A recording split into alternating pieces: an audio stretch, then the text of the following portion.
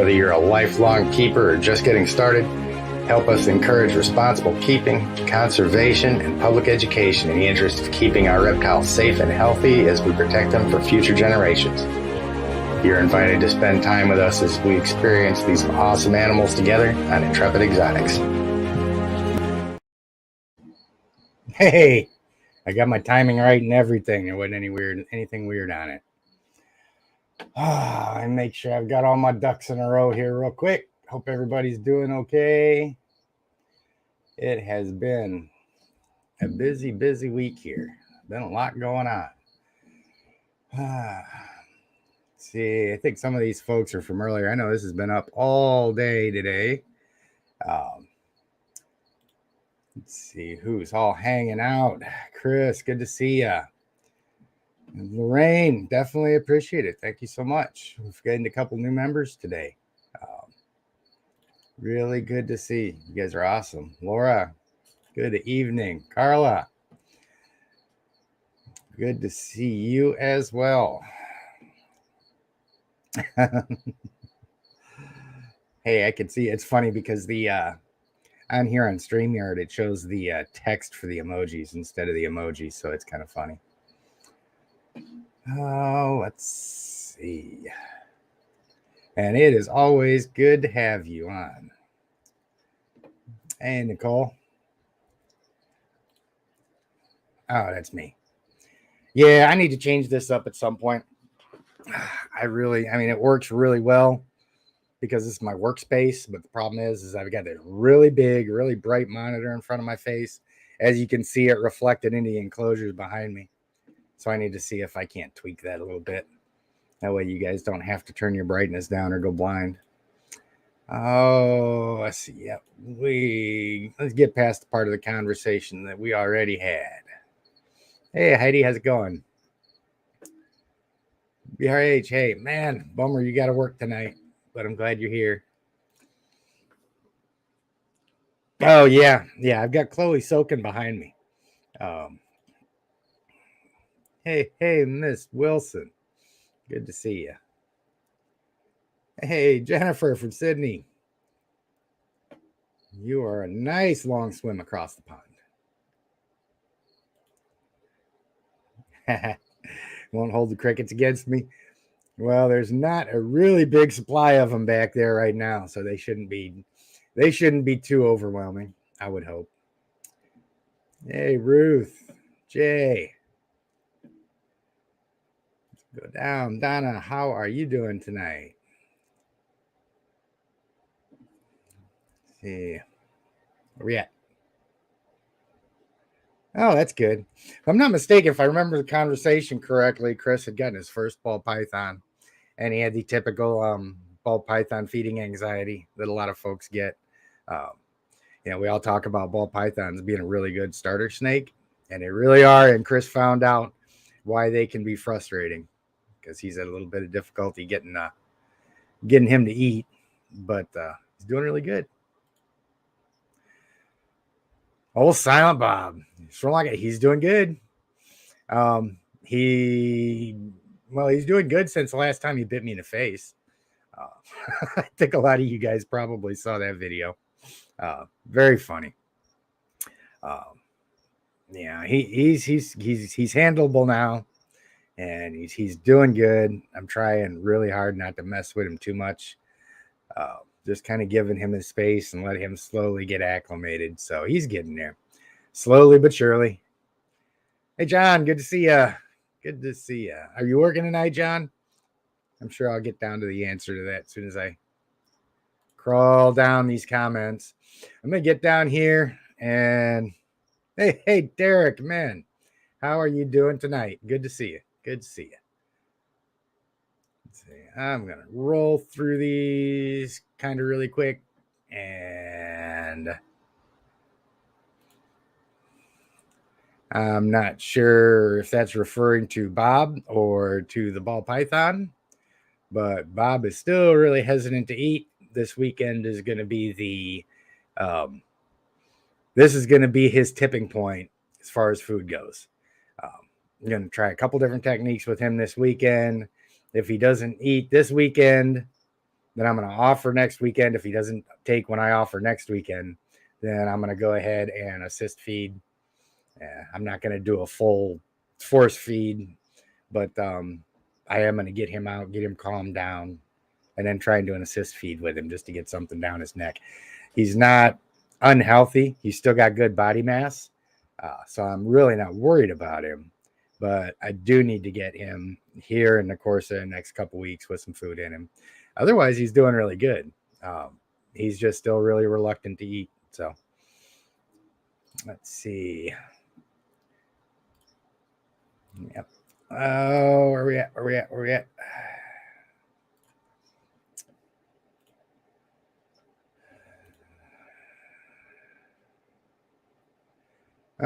Let's see. Which question are we looking at here? So, how would I know when I can get him out of there? Get him out. Okay, so I presume we're talking about right after he's eaten. You know, there's snakes are funny. You know, a lot of times they enjoy interaction, but a lot of times they can be solitary too. So, absolutely. After a snake's eaten, I typically won't touch them. I won't mess with them. If they've still got any kind of a lump, you know, typically after a couple days, if their lumps are all, you know, reduced almost all the way or gone, you'd be okay handling them. And some snakes, I've had to, right after feeding one of my big retics or something, I'd had to go into the enclosure or something.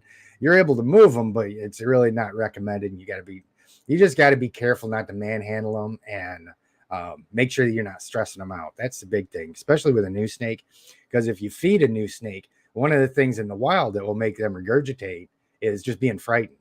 So if you've got a new one, it's not really comfortable with you, I would definitely leave them alone for at least 2 to 3 days.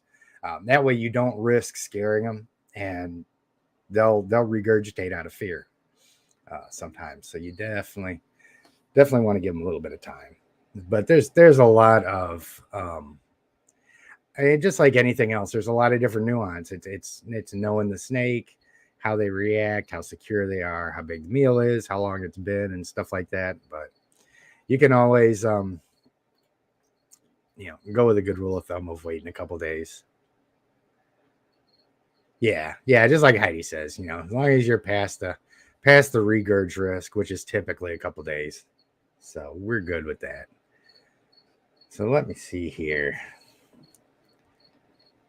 I've got this up on YouTube too, so there's a little bit of a lag, and I keep kind of checking both sides. But I am going to get Chloe out and kind of talk about her story a little bit.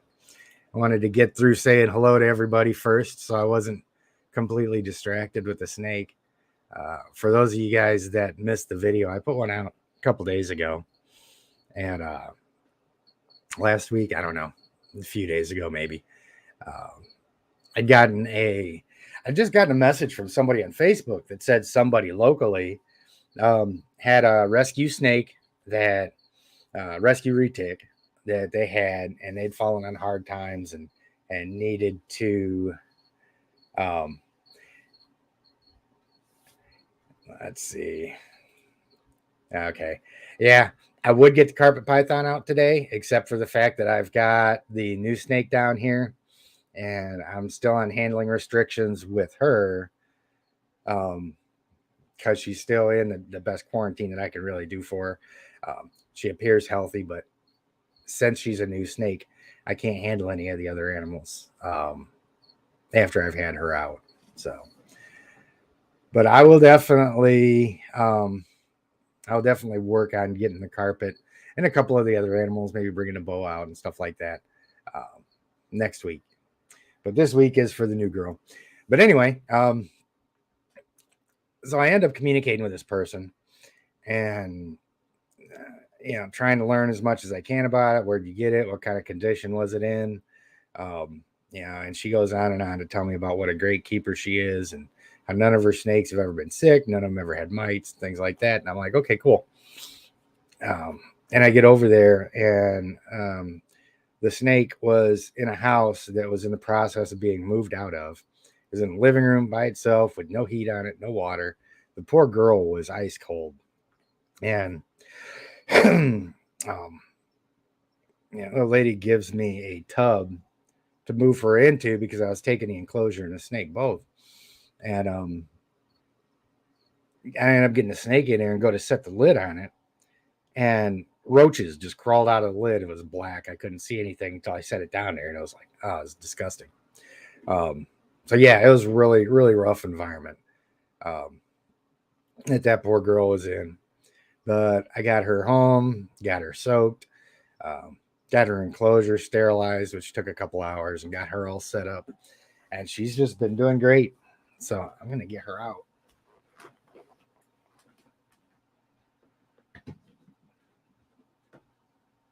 Come on, sweetie.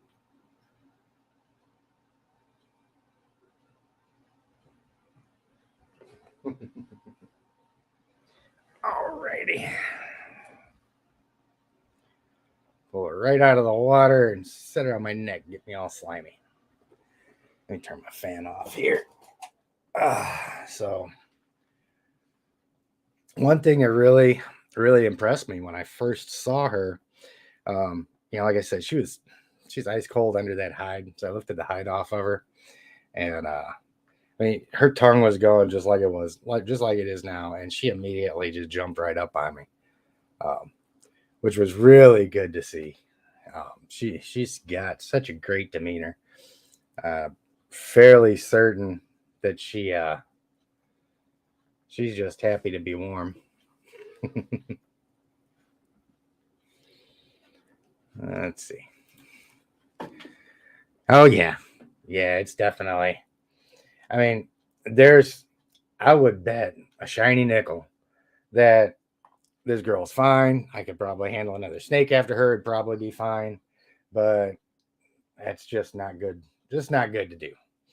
Like I said, she's new, so anytime she's getting handled, I don't mess with anybody else after that until I've been cleaned and disinfected, and there's no chance of if she happens to have anything. But you can see, I mean, she is really gregarious. She's hydrated really well. She's going to go ahead and eat this weekend. And I mean, I just can't see anything at all wrong with her, except for the fact that, she's missing a couple scales. Looks like she's got a burn towards her tail a little bit. And she does have a kink on her tail, but yep. Yeah, she doesn't have any mites. As soon as I got her, I was really surprised, to be honest with you. As soon as I seen her, I expected to see mites, but of course, since she's a lavender, it's real easy to see them if they're there. Yeah. It's a lot different than on the normals where you've got to kind of really, get in there and look really close to be able to catch them. But yeah, she's doing great, doing absolutely great. Yeah, I mean, I've always been a fan of the natural colors. That's why I got my female Burmese, because I really love the natural color pattern, and of course the Sri Lankans the same way. I always love that color pattern. But this is like the sweetest snake on the planet right here. Yeah, like I said, when I first got her, yeah, and they're small, so you really got to listen close to hear it. But they've got them little nostrils and little bitty baby lungs, so you really got to kind of listen to them. But she had just ever so slight of a wheeze when I got her. But I'm sure that was because she was cold, had been cold for however long she was. But yeah, as soon as I got her back here and got her back here and got her warmed up, I can hear her breathing, and she's just crystal clear, which makes me very happy. Very happy. I pulled my boa, Charlie, my boa imperator. I pulled him out of a similar situation. His wasn't neglect. His was because the folks that was keeping him had a house fire. And it wasn't a total loss house fire, but it was enough that um, the fire department had to shut the electricity off to the house. And this was wintertime, so they were really having a lot of difficulty keeping any kind of heat on the animals. They weren't really prepared for it, so the animals got kind of cold. Charlie got really cold, and he had a pretty bad respiratory infection because of it. And we got some. What are you doing? You just gonna want to sit here and kiss all night, which is cool, but I can't talk. I tell you what, man, this is why reticulated pythons are my favorite snake. And I love them. They're awesome. Well, the male behind me, the male retic that I've got back there, he is an orange glow phantom. So his color is a little darker, a little deeper. He doesn't have the white on him like she does. Um, my purple tiger retic. See, there's with the when you hear purple and white and lavender, those are all phases of albinism. And with retics, you'll hear it's either a purple albino or a lavender albino or a white albino. And so now she's a lavender. Tigger, my big male downstairs, is a purple. And all it means is like the whites that are on her right there that you can see, they're not pure white, and they've got a little bit of hint of color to them. On the purples, that's going to be a little bit deeper. And actually, on my, a lot of people think a lot of people think Tigger is a Mochino because his are so much darker. And he does look like it to some degree, depending on what kind of light he's under. But yeah, yeah, that's the first thing I look for because I do not want to bring any mites into the collection. The only one I've ever had that had mites was Apollo, my albino Burmese, the big male. When I got him, he was just infested. It was terrible. Um, but I got him taken care of in a couple weeks, and they were all gone, and he's doing really good. Yeah, she is. She is definitely. Yeah, kind of similar. Yeah, the colors are real similar. Especially little side patterns over here. It's about the same color as my berm. And of course, cameras don't ever do anybody justice on here. Now I got her with this girl right here. God, what was it? I want to say it was maybe Tuesday I got her. I really can't remember. It was Monday or Tuesday. Like I said, there's been a lot of stuff going on.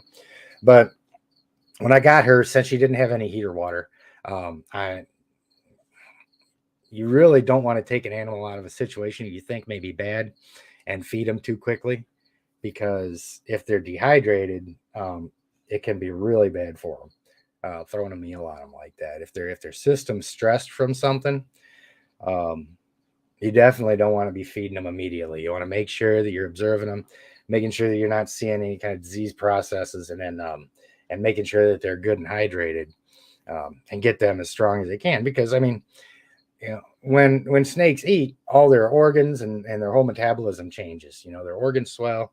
So under normal circumstances, that's no big deal. But if they've got something wrong with them, if they're dehydrated, um, it can be really bad. You can kill them if they're in bad enough shape, and then you feed them immediately. So you really got to pay attention to that. So yeah, she's gonna be eating tomorrow.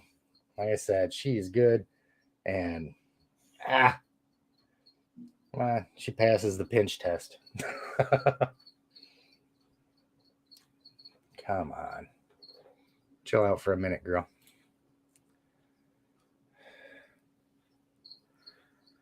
Yep. Yeah, it's easy to forget about them bulbs. How big do retics get? Biggest one on record right now that I know of is 25 feet. I'm pretty sure there's some out there somewhere that are bigger, but right now that's the longest one that I know of. She's in like a park museum or something like that out in Kansas-ish or something. But the biggest one I've ever worked with was about 22 feet.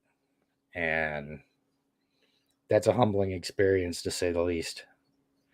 When you get a snake that's 22 feet and pushing 200 pounds, you really learn the importance of negotiating with an animal. And God, they're so much fun to work with. And she's a mainland too, right here. So, yeah, she gets all of her stuff squared away and gets good to go and starts eating. She's going to grow really quickly because Monty, my my other female downstairs, she was just a little bit bigger than this when I got her, and she's 16 feet now. So I can't wait to see how awesome this girl looks when she gets bigger. Hey, both good to see you, my friend. We're all sitting here on a Saturday night, staying out of trouble. Kinda. Nope. Tigger is my retic. Apollo is my Burmese, the male Burm. He's the albino male Burm. He's about 13 feet right now. And Tigger is he's the male retic that I got. He was about 12 feet long when I got him and completely hated human beings. Chased me out of his enclosure a couple times. And we've had some interesting negotiations when I first got him. But now he has calmed down so much. He's got the best demeanor. One of my most trustworthy animals. The only thing about Tigger, and that's why I named him that. Well, for a couple reasons. One, he's a tiger. He's purple tiger. So, and plus Tigger's bounce. And one of the first times I had to go into his enclosure, he bounced across the enclosure, and then he bounced out of the enclosure coming after me. So it seemed like an appropriate name. And I'm so glad we're friends now because he is an extremely powerful animal. When he goes into his corn snake mode and just wants to go everywhere, he will wear you out trying to work with him. So yep, Tigger is the other retic. Yeah, I'm trying to think too. I don't have many. I think just about every animal that I've got from an individual that was rehoming. I'm trying to think. I mean, Tigger, he was in a shop, but clearly the conditions that he was in there wasn't that great, and he wasn't worked with that well, or he would have had a much better disposition. I walked in, seen him, and immediately said, "Okay, I'm gonna start squirreling away some cash so I can come back and pick him up." And I'm glad I did too, because his situation improved greatly when we got him. But yeah, just about everything that I've got here, I've rehomed off of somebody that couldn't keep them anymore. I avoid purchasing from pet stores and stuff like that. And I love my breeder friends, and they produce some amazing animals, and that's their thing. And I've got all the respect in the world for them. And even though this is a really gorgeous, attractive snake, I really don't care what color they are. I'm not one of the people that's into morphs at all. This could be a pure black, pure white, green. I don't care. I just like interacting with them. So that makes it a little bit easier from my perspective too.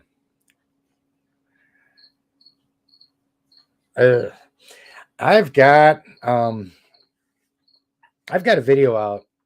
I'll see it a year and a half ago, maybe, that I put out on ways to maintain your animals if you don't have a generator. If you don't, I mean, there's so much peace of mind in just having a generator. I know they're expensive. I know they can be expensive to get run through the house and stuff like that.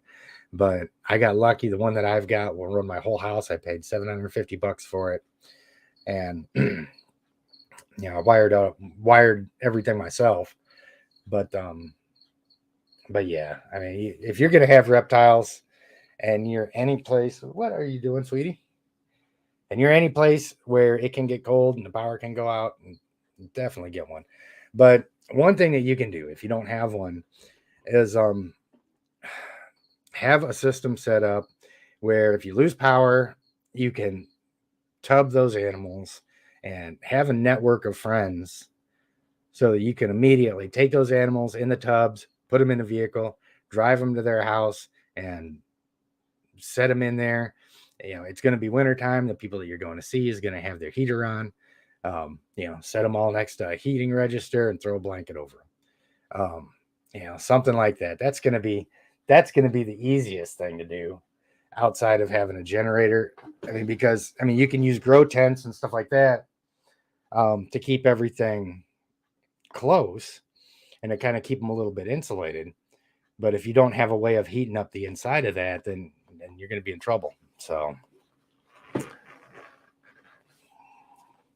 yeah, and typically power outages don't last very long. And if you're not in and too, another thing to take into consideration is that if you don't have the money to spend $750, $1,000, $2,000 on a generator, then you can get a smaller generator, one that's big enough to just run a space heater or something, and set up a grow tent big enough to house all of the animals in tubs, and then just bring a space heater into there, run that off a smaller generator, which is another idea.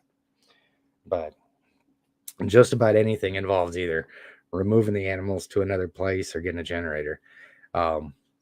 Worst case scenario, run a heater in your car and keep them in there, keep the temperature up. But these guys will not do well in the cold. So, hey KT, good to see you, my friend. Thank you so much, man. It's good to see you. Yes, they do. Yeah, okay, so she's sitting in my lap now. She's so small I can't feel her moving, and I don't want her to get down and start running around out.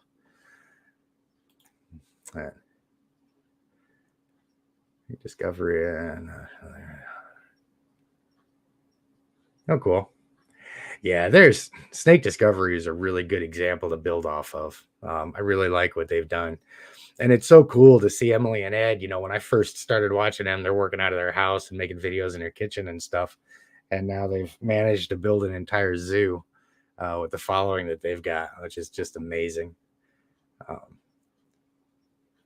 And then a buddy of mine, Greg, from Utah, he lives out by west of Wildfire Retics. Just sent me a message earlier saying he was out at Clint's place with Garrett and those guys. I don't know what they're doing, some kind of an enclosure thing or something. I hadn't really been keeping up with it because I've been too busy. But so yeah, I guess they're having a great time out there. Let me make sure I'm addressing the right thing here. Nicole. It must have been the one where I was talking about the generator. Oh wait. When it was, well, maybe I need to take a second to read the rest of that. Adoption animals are rescues, but healthy. Would it still be a good idea to get one of theirs? Oh yeah, absolutely. I'm sorry I didn't read the whole thing to the point where I understood it and just kept going. But yeah, absolutely. I know that when I'm able to expand a little bit more and I get to the position where I can actually start responding to every local call that I get for an animal that needs a new home, I'm definitely not going to be keeping all of them. I'll get them, make sure they're in good health, and then get them homed out. So, and I'm not going to be putting out these exorbitant, adoption fees or anything like that. Just enough to, help cover the feeding and the housing on everybody. But yeah, I would definitely do that. The main thing, if you're looking for a first snake, you almost, before you start looking for the snake, start looking for the breeder, or the place where you're going to buy it first, because it's just as important who you get an animal from as what the animal is. You got to make sure that you're dealing with somebody honest that takes care of their animals, that isn't just trying to puppy mill stuff out or sending sick animals out. Because there's nothing worse than being a new keeper and not having.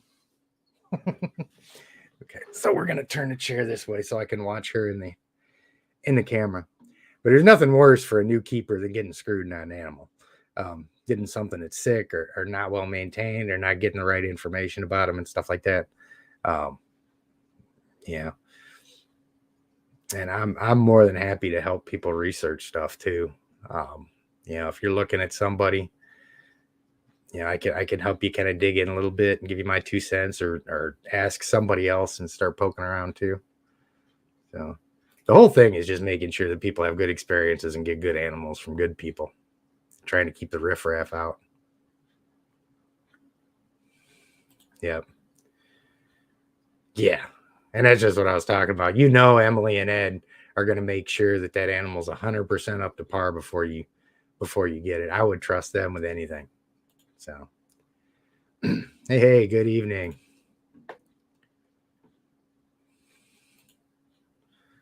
Yep. Adoption's the way to go, man. It's just like with dogs. If instead of going to a dog breeder to, spend $5,000 on a dog, that dog has no more real value than a dog that's sitting in the pound that's a mutt. Just like a person doesn't have more or less value based on their color, an animal doesn't have more or less value based on their color, outside of what people are going to pay for appearances and stuff like that. But intrinsic value, at least they don't to me. So, ain't that right? You just happen to be a little hottie. We just happen to get lucky with you because you're cool and cute little girl. Oh, stop. 100 freaking miles an hour today, man. What is up with you? This is a good sign. She's got a lot of energy. And it was killing me earlier because, come on, let go with the tail. Because after I got her out, Mazuki and the new dwarf back there had crawled up on her leaves. I posted a picture of it on Facebook earlier. She crawled up on her leaves and was just staring at me. It's time for her to eat. So she's letting me know that she's ready. But of course, I can't mess with her until tomorrow. So it's kind of a bummer, but I'm thinking here in a couple more weeks we'll have this girl figured out. Let's see. Hey, Kathy, how you doing? Oh, cool. You're fairly local too. Durham's right down the road from me. I'm just outside of Greensboro. Definitely appreciate it. Yeah, there's I'm not completely opposed to I've had guys come over and I'd hire to come do the yard and stuff like that. Come up and they'll be like, well, man, what's the Intrepid Exotics thing on the truck? I was like, well, let me show you. And I come back outside with a 16-foot snake and they're just absolutely having a blast. So I don't hold back the animals. If anybody, around here really wants to interact with them and see them and stuff like that, I'm really quick to get them on board with it.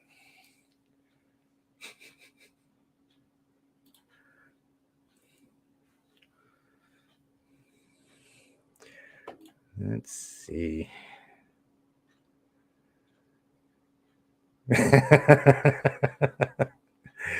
Yep, that's exactly what May's back there is doing the whole time. I don't know if you can see her or not. Yeah, she's still sitting up there. And like I said, I know you can't see because I'm working on a crappy webcam. But she is right here, like that, just staring at the back of my head, wondering where her food's at. And for those of you guys that don't know that girl back there, she's I think 14 or so weeks old right now. I got her from Jordan out of Heartland Reptiles. She just got here not too terribly long ago, and she is a platinum dwarf. Calatoa jampea, and absolutely awesome animal. Jordan's another one of them that's a really good breeder. When I unboxed that girl, she sat here for like 5 minutes figuring out what was going on, and then just started checking stuff out. She was just like this, wasn't stressed out in the least. So Jordan did a really good job of prepping her. And you want to, anytime you're thinking about getting a new snake too, you always want to ask them, how many meals have they had? What are they eating? How many times have they shed? And if somebody tries if somebody tries selling you a snake that has hatched and hasn't shed, hasn't eaten, just immediately go someplace else. My little female berm down there was a gift, because Bruce knew that I was wanting a female normal, and ended up going down getting one. But as it turns out, she hadn't had her first meal. She was like fresh out of the egg. Dude put her in a box, handed her to her, and brought her home. And I had to force feed her for over 2 months to get her to eat on her own. Not only would she not eat, she wouldn't open her mouth. She never struck. She never opened her mouth for like almost 3 months, unless I opened it for her. And then all of a sudden one day, she just was like flicking a switch. She figured it out, started taking down food, and hasn't missed a meal since. And she shows it too, because she's getting pretty big. So, hey, good to see you, Derek, and thank you. I was kind of, I was, of course, you're always hesitant to put out negative stuff. Any of you guys had seen the last video that I put out, where I was talking about the attack dog thing. I did have a couple people kind of message me and saying, "Hey, you weren't talking about me, were you?" I was like, "No, you would know." Believe me, don't ever hesitate to contact me if you got a question or something like that. That wasn't the point of that.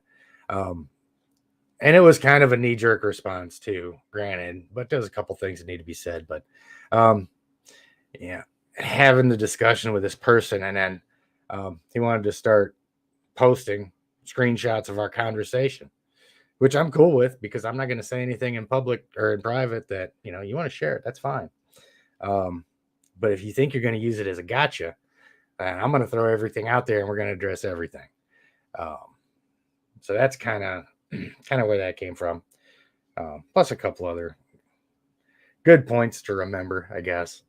But yeah, I mean, if you guys have got a concern about anything, don't ever think that you're bothering me by approaching me with it. The only thing that really struck a nerve with that was, a guy's going to ask my opinion about something because he clearly doesn't know. And then when he doesn't agree with my opinion, he's going to start coming at me. And that's just not cool. You're more than welcome to disagree. Just don't make it personal. So, like I said, I'm not always right about everything. But, oh, damn. God, that had to suck. It had to be really bad. I think Monty was, God, what was she, 3 when she hit 12 feet? Maybe. Could be wrong. 2 or 3. Like I said, guys, I'm terrible with dates. I'm surprised I even know how old I am. But yeah, I mean, I was already really attached to her by the time she was 12 feet. That would have been rough. So.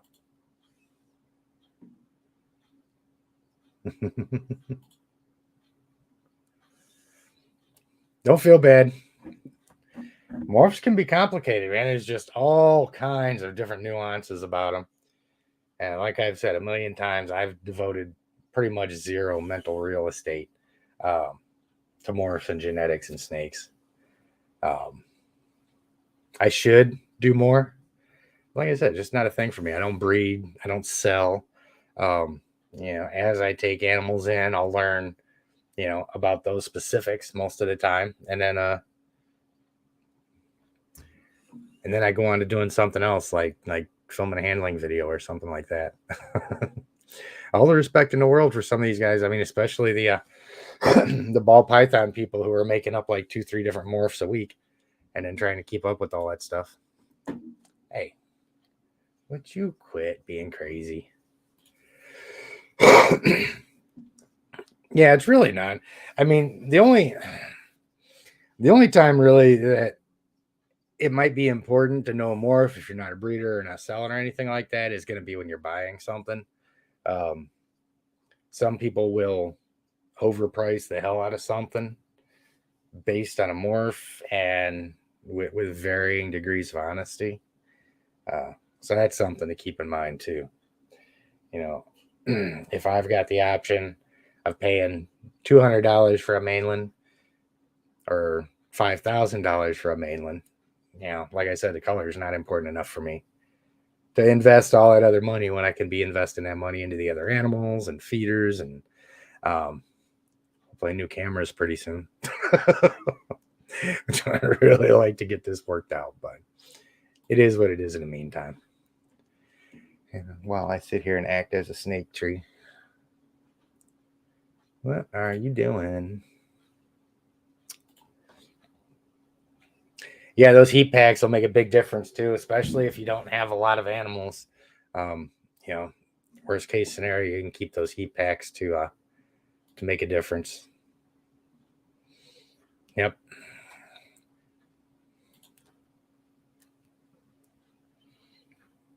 Yep. That's a good deal. Um, and that sounds about right too, because I think mine is 9K, and paid 750 for that. So I mean, the price kind of lines up. I got a really good deal on it though.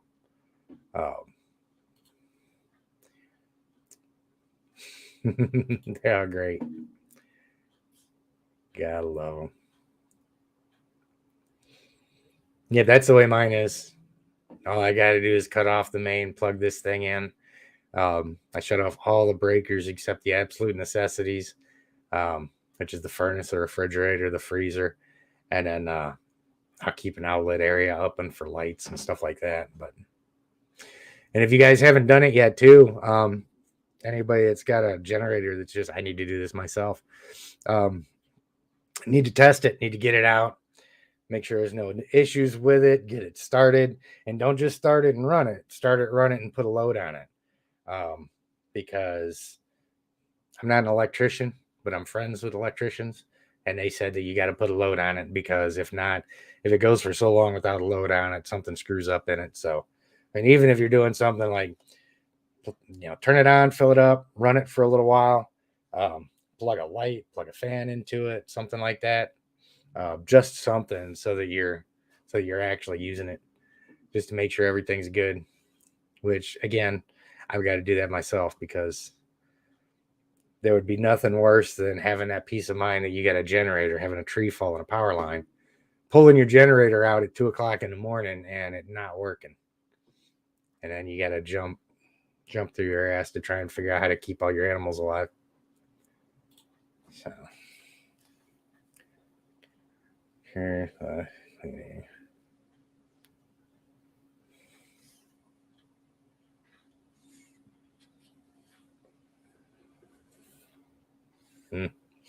I've never had any issues with mold on anything. Never let it set long enough. Um,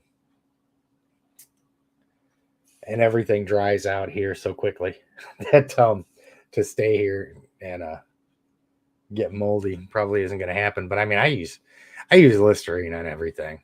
It's just fine. It's a really good disinfectant. I use it to clean enclosures, use it to clean my hands, use it to clean out wounds when Niles decides to run his claws down my arm.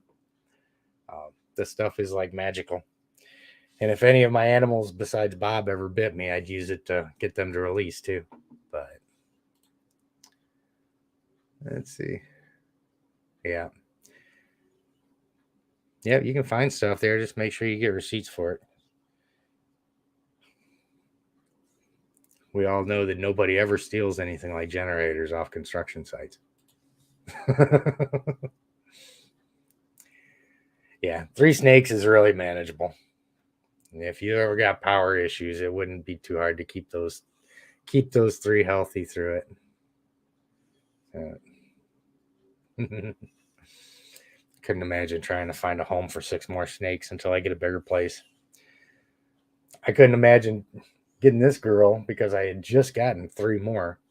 And I mean, you see what my office looks like. I think I've got 2 rooms in my house without a heartbeat. Um, we've got animals all over the place. Um, Animals just like you. Are you going to chill out now for a while? Yeah. I'll hold her down. She looks like she might be trying to stay in one place for a minute. Ah, that never happens. I get comments mixed up all the time.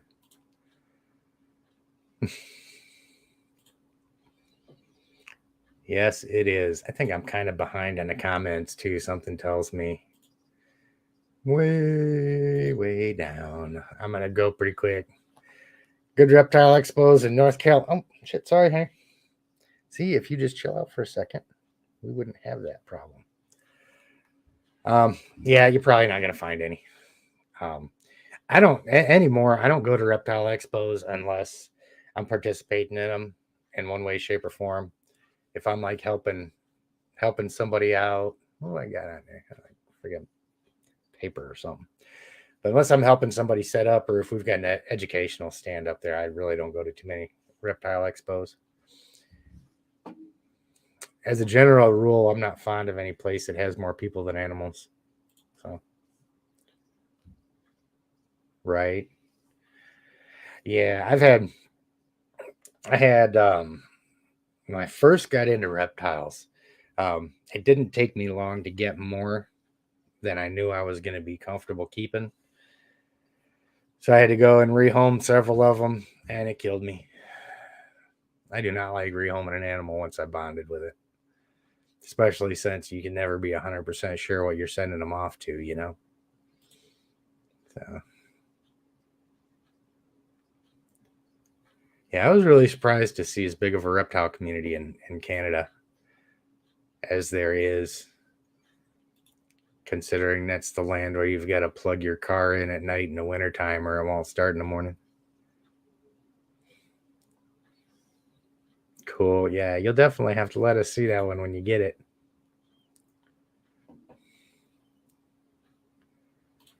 Let's see. Show me. Yeah, show me is out in North Carolina. That was the last one that we did our last educational event at. I think I made a video about that. Not sure.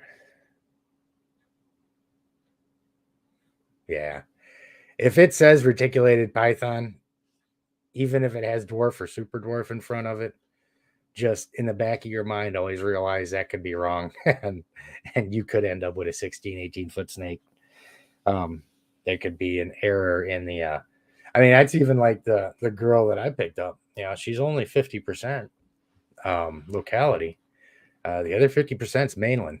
So, you know, she might only get 12, 14 feet. She might get 18. My understanding is that her parents are all kind of small. So, I mean, I'm hoping for the best. I've got my 2 big snakes, and now this girl right here is going to get pretty big too. I'm pretty sure, but I'm getting too old to deal with too many of those big things. Last time I took Tigger out, I couldn't walk for a week. I was hobbling around job sites because I couldn't even hardly stand up, throw my back out dealing with him.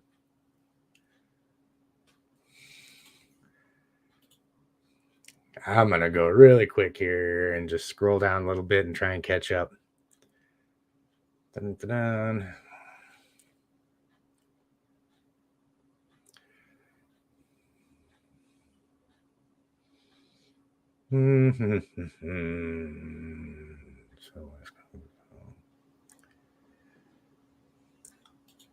Ooh, super chat. Thank you so much. Absolutely appreciate it. And thank you for tolerating my videos over the years. I mean, I'm not like Brian Cusco yet, putting out the beautifully edited cinematic masterpieces. And I know my first few videos, maybe my first 6 months worth, maybe my first year's worth. I have a hard time sitting through them sometimes because I'll sit there and turn the old videos on, and I'm like, dude, look at the camera. What the hell are you talking about? Quit looking so serious. You look like you're terrified to be on camera. It takes time. It takes time to get used to it. It is kind of weird, especially when you first start out, just talking into nothingness. So, ain't that right? You can chill out now? You can relax? Or are you going to bite me in the nose? You're welcome to do that, I guess. Make for good TV. Gosh, such a sweet animal. Yeah. Yeah, this is the killer reticulated python right here. These animals are so awesome.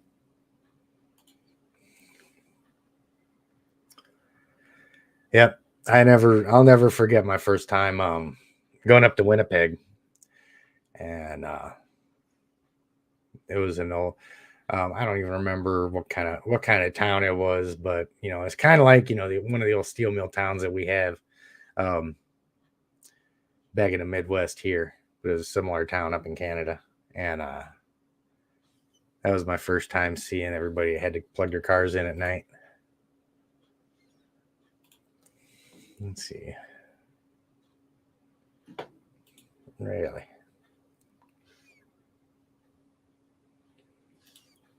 Hey, I think I'm catching up here, slowly but surely. See you in central Missouri. Run up and tells we're around. Now I have a rescue into town. Oh, nice. That's awesome. It has to be really challenging taking in the rescue now monitors. Um, it's challenging working with your own Nile monitor sometimes. Um, so yeah, you've certainly got your hands full down there. Uh, are you able to have much headway with socializing them? And I'm sure by the time you get them, they're probably not that friendly because wherever you got them from, they were probably terrified to handle them. And Niles are tricky to begin with.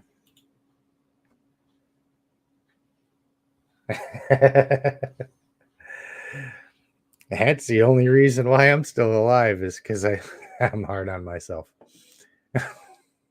My previous professions, if you weren't hard on yourself, um, you've at least got to be harder on yourself than the enemy is going to be on you, or you don't come home. So it's a force of habit, I guess. So, oh my God, really?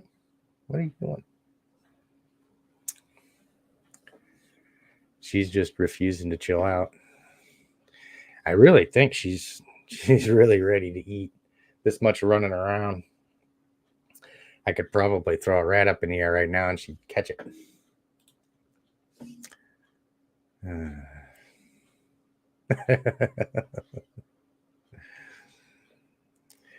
Oh yeah, yeah. She's this. I can tell right now that this snake, when she matures, if she turns into one of them, honking 20-footers, um, she's going to be doing a lot of public education events because she has just got the best demeanor, and it's just going to get better as years go by.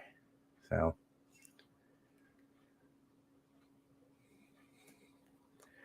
That's awesome. You guys, I tell you what, man, I read through some of the comments you guys leave, man, and it's really humbling.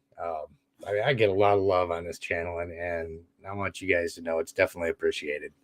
Um, I know I don't always have time to engage in too much conversation with everybody. Yeah, I try and acknowledge and read everything that comes through. So, um, when I first started this, I really thought just being in a public eye at all, I figured there'd be a lot of, yeah, even if not a lot, at least some trolls and really negative stuff coming through. But there has been hardly any.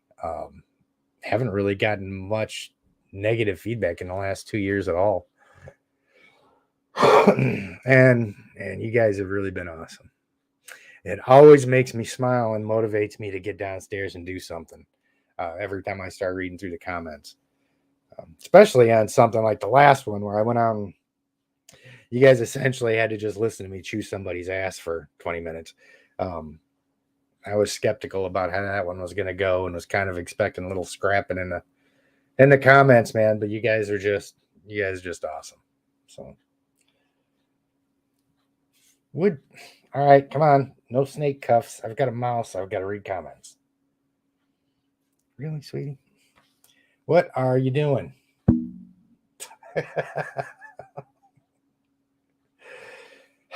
Not. Maybe she's part ball python. I think maybe. God, it's such a crazy animal. Hey, Katie, how you doing? Oh no, yard work. It's 9:00 at night. Yard work's over. Hey, um how's the new baby doing over there?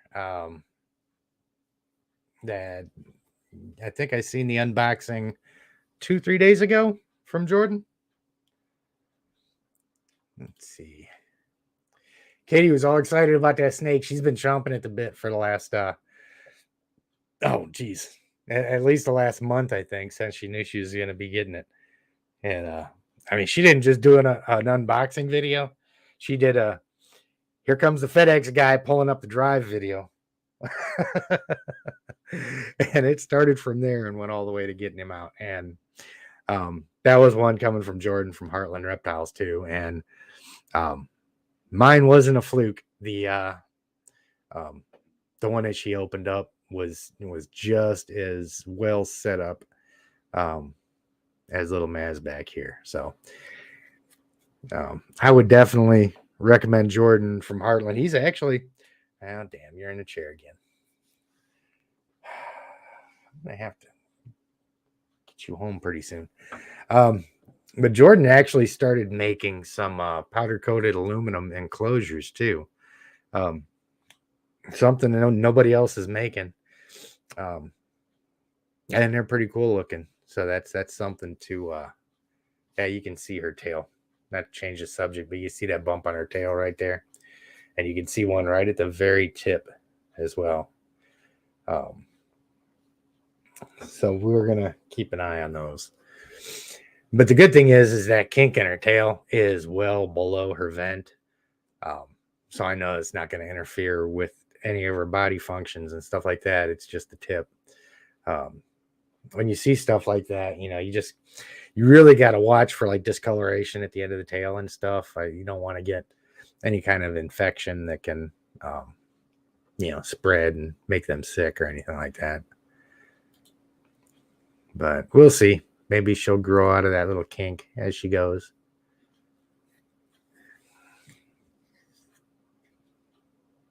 Nice. Yeah, that's another thing too. You of course always got to be careful with indoor heaters, but something else you can do, and this is a good thing to do too. This is when I get my new place, since we're going back on a generator thing. I've got a tri-fuel generator. I currently don't have natural gas coming to the house. Wherever I end up settling in and I move into, I'm going to make sure that there's a natural gas run to it so that I can have, because if the power goes out, you're still going to have your gas service. So if I run that line into the generator, then I won't have to worry about keeping gas cans filled up and things like that. Gas does go bad after a while. Sometimes in bad enough storms, the gas stations might start getting overrun. I've seen a couple storms out here where the gas stations had run out of gas or the lines were crazy long or something. Now, if you got natural gas run to your generator, you don't have to worry about that. Another thing that works really well is if you get liquid propane tanks, you can buy LP gas heaters, fairly reasonable, and you put those on. You don't need any electricity to run them, and they burn extremely clean when they're running right. There's no exhaust from them at all. And you can get 30,000 BTU LP gas heaters to mount on your wall, have a tank of gas right there. Typically a 500-gallon tank is going to last you until the power comes back on. So that's another option too. Which I completely forgot. No excuse. There's a fire in here too. Everybody knew it was going on Saturday.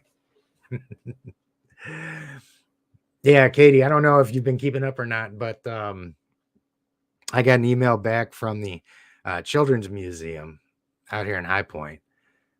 Apparently, the reason why it took them so long to get back to me, it's been a month or two, is they had a change in a director change over there, and somehow things didn't get communicated. But I got off work early Friday, so I decided to just drive out there and check the place out and talk to the director on duty. And she passed it along. I immediately got an email back. They're having a reptile week, the week of the 7th in November, and asked us if we'd be interested in coming down and doing some educational presentations.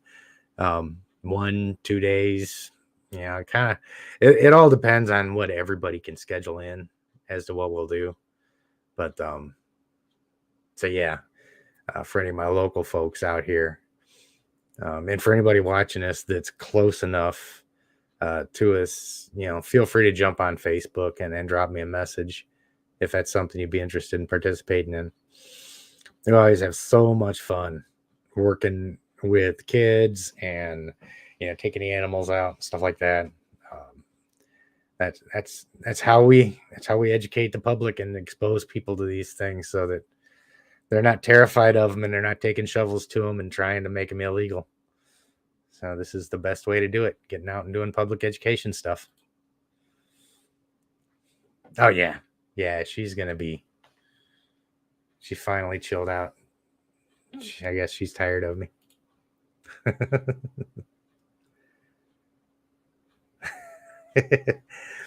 Yeah, we've kind of semi-adopted the neighbor's cat. The neighbors had this little orange cat running around their house for 2 years. It never once paid any attention to us at all. And the lady and her husband split up. And like a month later, now all of a sudden the cat's over here all the time instead of over there. So, hey. Yeah, Adonis, that's his name. Oh yeah. Yeah. Yeah, that dwarf you got over there, Katie, came from really good stock. Doing really well. They don't have any turtles or tortoises here. Hey, thank you, Michael. Good to see you. Let's see. All right. What are you doing back there? What are you doing back there? Are you creeping on me? You plotting on me? You sizing me up to eat? That's what she's doing. See, we tell people they don't do that, but look at her. You can see her. She's sizing me up to see if she can eat me. You guys might witness a gruesome scene here in a minute.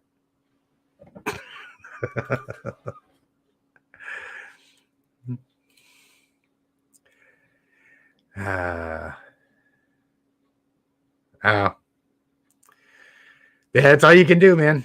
All you can do is be honest and straightforward, and I try and help people as much as I can. I try and be decent to everybody, but I've been a fighter most of my life. I'm not gonna roll over for anybody. If you start being an asshole, I'm gonna call you an asshole. And we can take that conversation as far as it need be taken. It's all about just being rational and figuring out how to work together and not being a jerk.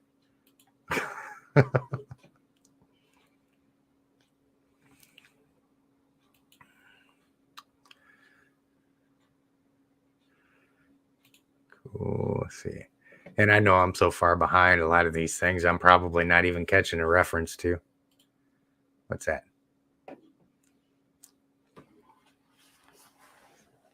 Yeah. I mean, if you're going to do any kind of LP gas or gas heat on the inside, I would really recommend you can rent the tanks from like a Southern States or something like that. There's a lot of different LP gas suppliers.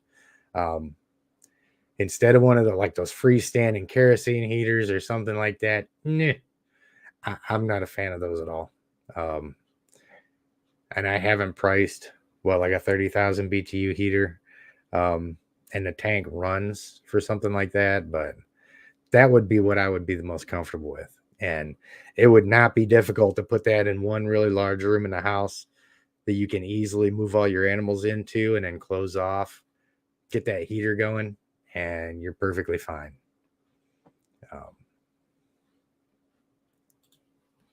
Let's see.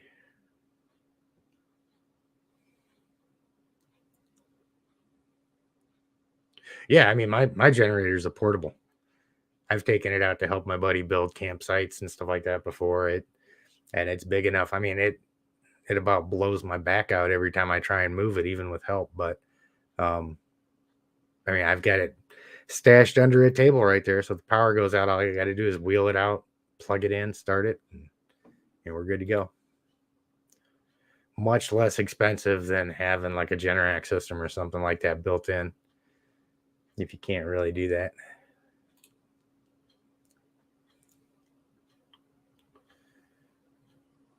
Yeah. Yeah, she's got a pretty big kink on there, but I think she'll be fine. I think she will be okie dokie. This one, yeah. I just wouldn't have enough room in an apartment for any of mine.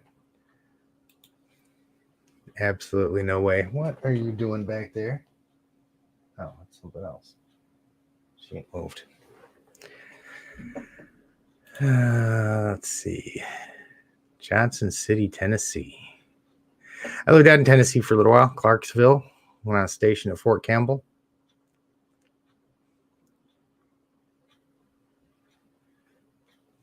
Let's see. I'm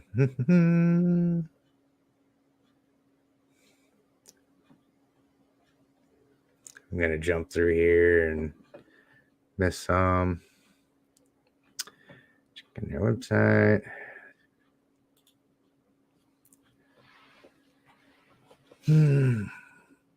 I don't have secondary thermostats.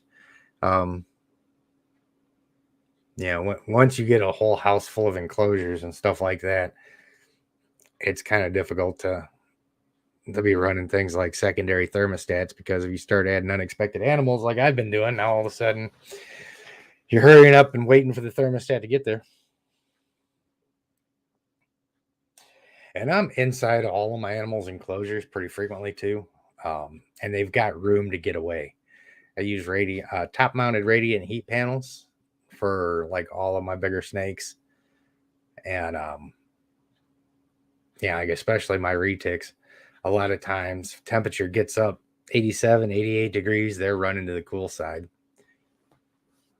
because they're not as heat happy as. And I was actually having a conversation with Joe from Reach Out Reptiles when I was up there a few months ago. What? Really?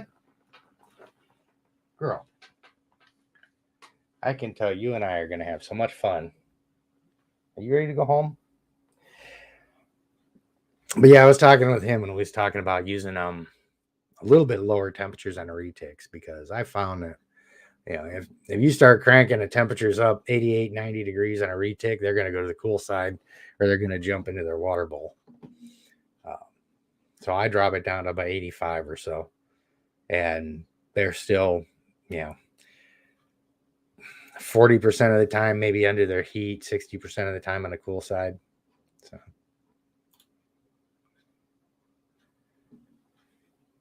Oh, I missed that. What's that? Those half off enclosures. Yeah, I'm getting ready to start building some with the new ones that I've had to take in. I'm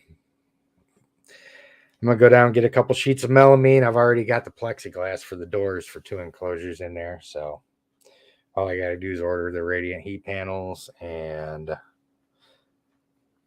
get those built. I'm gonna build 2 more 8-footers, and then I gotta restack everything downstairs so that it will fit. Because now we've got 2 more mainland retics in here that are gonna need a home.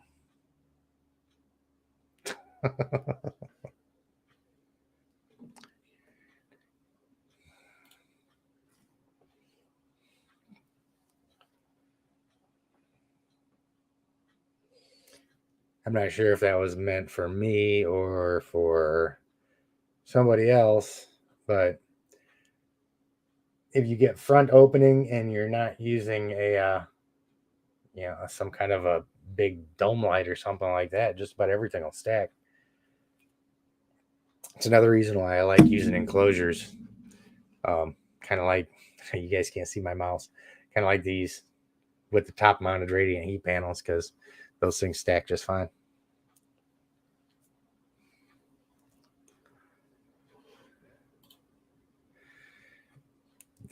Those cabinets are great, man.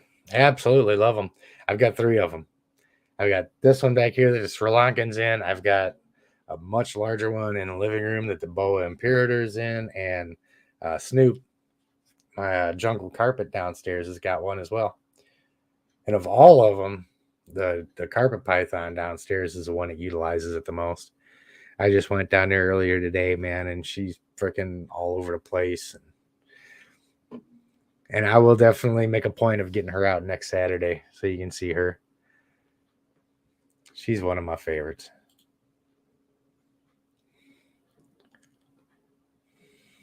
Yeah. Yep, that's pretty common about them going to the heat when they eat. And I think it's kind of funny because like my retics after they eat, um, it's kind of a toss up. Sometimes they go into the heat, sometimes they go to the cool side and jump in the water. Um,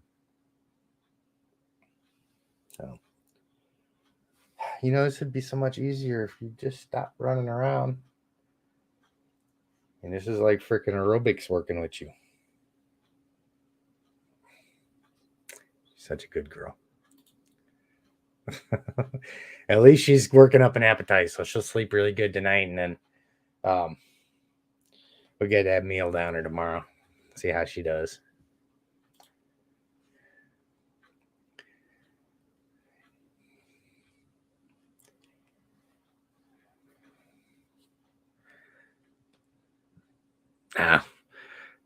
My cold spots probably about 75 on my retics, and they spend a lot of time there.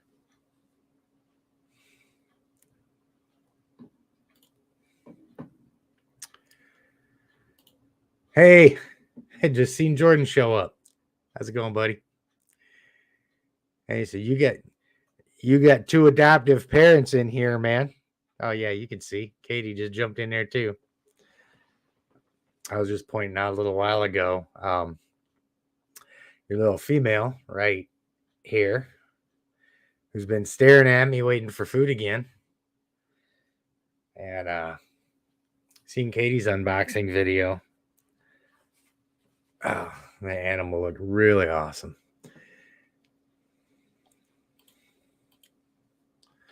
Let's see. Yeah, I'm so far behind. I don't know what that one was. Take this thing out over 90. Yeah. I won't. I don't even try and take my snakes outside anymore if it's 90 or hotter. The only way, if it's that warm, as if it's overcast, and I'll take them out into the shade, because any day over 90 degrees, it kind of sucks. I'm just really particular. It's got to be at least like 78 degrees outside with some direct sunlight, and up to by 85. I'll give it a couple degrees either way to really take them out and interact with them and stuff like that. But most of the time when I take them out in the direct sunlight, they'll sit there for a minute and then they'll run straight to the shade. Which I guess is a good sign. Shows that they're getting sufficient heat inside and they don't want to sit out there and warm up. They just want to go run away from it. Go check stuff out. Radiant heat. How does it work? So I think I've got a radiant heat panel right here. I'll show you.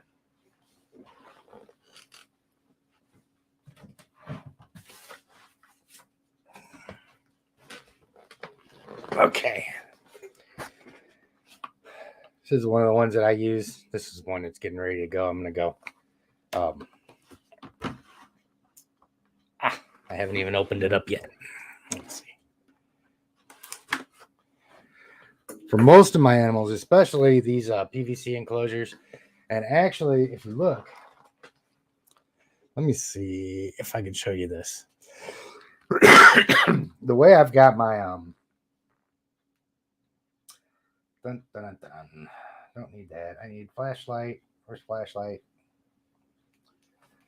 All right. So if you can see, that right there is, if you see that like whitish looking line, that's a platform. And then right below it's where I got the 40 watt radiant heat panel. So there's a hide up here. So he can sit on that platform right there and get the bottom heat in the hide, or he can come down here and get the radiant heat. Got a little log set up, so he's got a higher spot that he can get to, or he can get down in the dirt behind it. So he's got a really wide temperature gradient through all that, and he spends all of his time up there. Every now and then you'll see him use the hide or come down here, but almost all the time he cruises up there, and that's where he likes to hang out at. But I'll show you what the radiant heat panels look like. These things are safe. You don't have to. The only thing you have to worry about doing is securing the cord in such a way that they can't get in there and up behind it, because they'll pull it away. But this is what they look like. This is right out of the box. This is how they mount. They've got the cord right here. Actually, these Reptile Basics ones have a really good thing that they added to these that I really like. Talking about pulling cords out, I'll show you how it works real quick. Of course, you got the cord, and they've got these clips that come with it, and the clips hook into the plug, and then when you plug the plug in,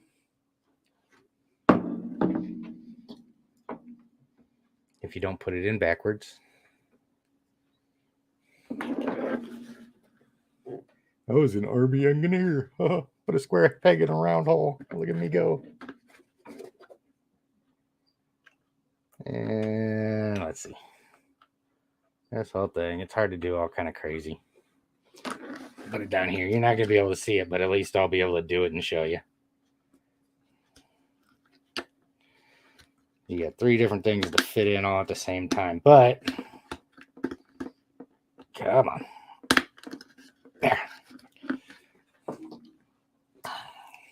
But once you get it done, that clip, it clips into holes in the actual heat panel, and then it hooks onto the cord back there. So even if they do pull this, it's not going to pull it out. Because I've went into Tigger's enclosure many times. He will get up there behind his heat panel, and he's so big and he's such a brute. He'll rip the power right off of there. And I'll look over at his thermostat and it says 75 on his hotspot. Now I'd be like, you jerk. I'll have to go back in there and plug his heat panel back in. But these things are real easy, man. Like these smaller ones, these little 40 watters, they've got 2 screws in them. All you got to do is go into the enclosure on this side and, put 2 screws up there, drill a hole in the back big enough for the plug end of this. And there's a technique I use for keeping the thermostat. The thermostat probes, you'll see some people that will put them flat down on the bottom of the enclosure. But if you think about it, and especially if you're trying not to cook your snake, if you've got a thermostat and you tape it to the bottom of the enclosure, then it's going to regulate, and you set your temperature to 87 degrees or something, right? Well, when the snake lays down on top of that thing, it's going to detect the temperature of the snake, which is going to be cooler than that. It's going to kick that heater on, and the heat that's touching the top of the snake is going to skyrocket because that thermostat's still at the snake's body temperature. It's not warm enough to stop that heater. So you're going to overheat the snake on that. So what I do is I drill 3 little holes in the back that I can run the thermostat probe through, and I just use the wire to secure it to the back. If you get any, if you want to see how I do that, then catch me offline. Put pictures or something up, but I put it on the back side of the enclosure. I don't put it on the bottom, so I don't cook the snakes. Oh, what's this China cabinet? Yeah, I love the China cabinets. They work really good. Bob's really happy in that one. He's got all kinds of room to climb around and stuff like that.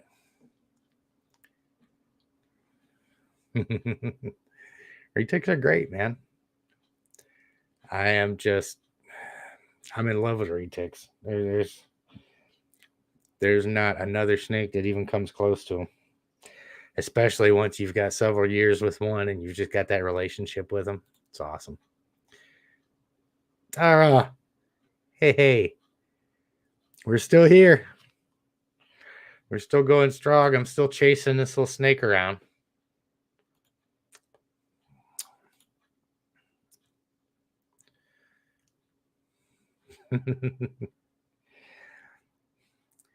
We are too. We got two of the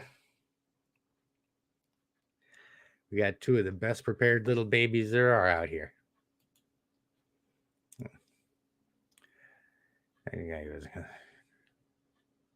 Yeah, there's that's one thing about having bigger reptiles. You either become a carpenter or you learn to make more money. I just happen to have really good carpentry skills.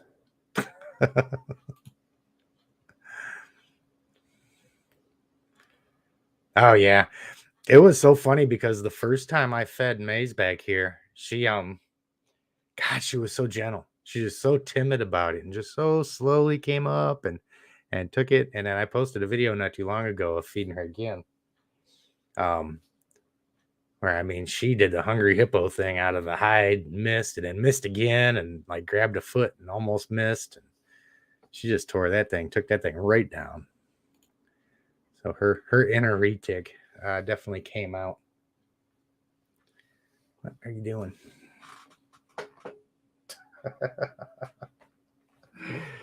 Oh well. I'll kind of keep an eye on her, make sure she doesn't get away from me.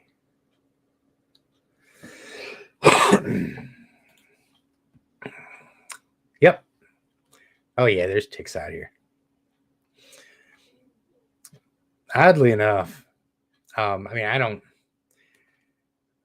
live in a mansion or anything like that, and I'm not in some really nice neighborhood, so I don't keep what I would call a manicured lawn.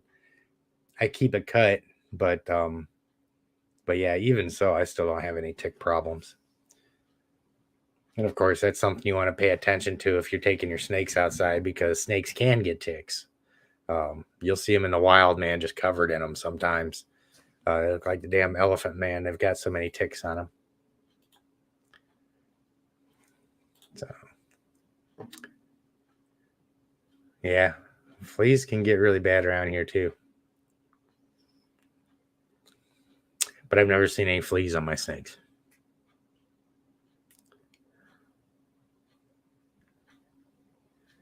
Oh, you're not taking off, are you? No, they don't go under the tank. Let me put this thing back here to answer your question, Chris. They're gonna go on the inside of the enclosure, right up here. So what I do is I drop that door down. I'd go in, I'd put it inside the enclosure and screw it to the top, run the cord out the back, and then on the back wall is where I'd put the temperature probe at. So when you use these, you don't have anything at all on the outside of the enclosure, except the cord running out the back, which means you can stack them. You don't have to worry about heating elements and stuff like that. So, and these are really reliable. They've got automatic overheat prevents and stuff like that. So, Reptile Basics is where I get them from, and they do a really good job. I've had Reptile Basics radiant heat panels for years, and they're still working like they're brand new. So, matter of fact, one of them is so old. One of them is so old that one of the snakes got up behind it and like pop the cord on it. The cord was so old that it just snapped. So I had to order a new cord for it. But the heat panel itself has been just perfect. What are you doing? Here, come over here. You're not going home yet. Just chill out. Where did I put it? There we go. Sitting here looking for stuff.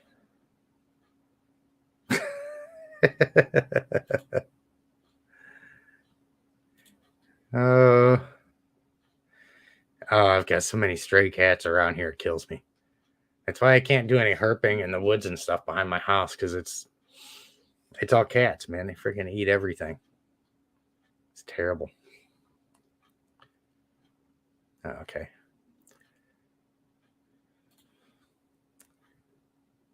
Yeah.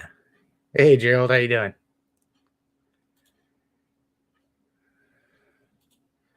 Yeah, don't forget to push the like button. These live streams don't get a whole lot of views, but maybe somebody wants to keep this stuff on their drive to work or something and see what we talked about. What are you doing? Huh? What you doing back there? Where's your head? No. Oh well. So I guess I can see her. I can see she's not chasing the dog. Yeah, I'm a big fan. I mean, just like anything else, man. Opinions might vary. You'll never really see me put. I say this, but I do have a ceramic heat emitter in the carpet python's enclosure. The way I've got it set up in there, it just kind of works. He's not a really big snake, but that's not my preferred technique. I prefer the radiant heat panels, top mounted with the thermostats like that. I don't like belly heat, because if you have a problem with belly heat, it can be more severe. If you have a problem with your top mounted radiant heat panel, it's not like your snake's going to be laying on it. It's going to be on top. Even if it starts blasting heat on them and they decide to stay there, it's still not going to physically burn them. And they've got the option of moving away, of course. But if you have a problem with belly heat, and for some reason, snakes, they're funny. You can touch their tail, they'll freak out and run away, but they'll also lay there and let a rat chew all the way down their spine, or lay on top of heat and just let themselves get burnt up. So now she's going to the floor, kind of. Where you at, girl? Oh, okay.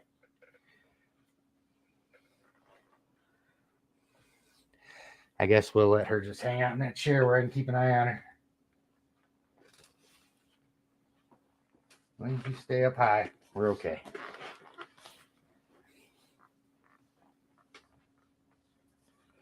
Chair over there, we're gonna watch her. Hey, no, not on the floor. Go up.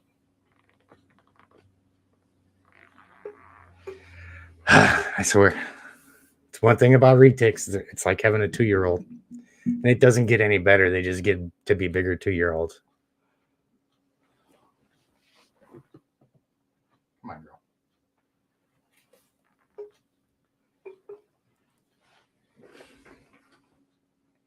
Would you please make yourself easier to manage for a minute so I can focus on catching up with stuff? Get this thing out of my hair.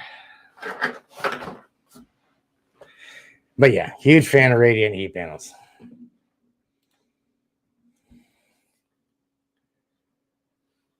Let's see.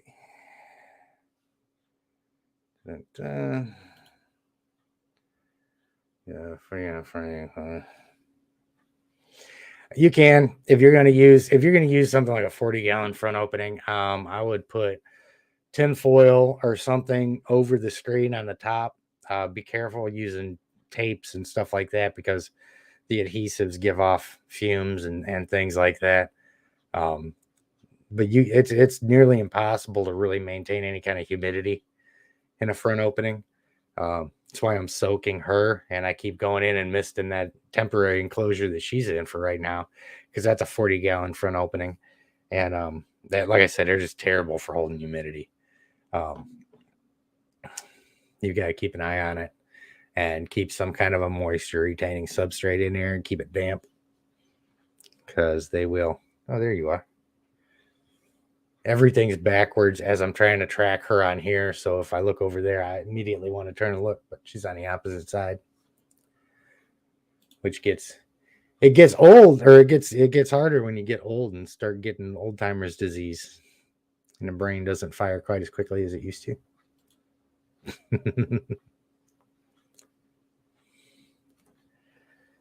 Oh yeah, yeah. Tomorrow's my. I should probably feed my adult mainlands tomorrow too. Um, they don't eat as frequently as everybody else for obvious reasons, especially my female, because she will turn into a lard butt really quick. I could feed her every 3 days and she would slime a meal until she looked like one of Jay's snakes, and then I'd have to quit for being a hypocrite. Oh, damn, I said that out loud, didn't I? Anyway, I do that. See, that's that old timer's disease kicking in. Just never know what's going to come out of my mouth sometimes.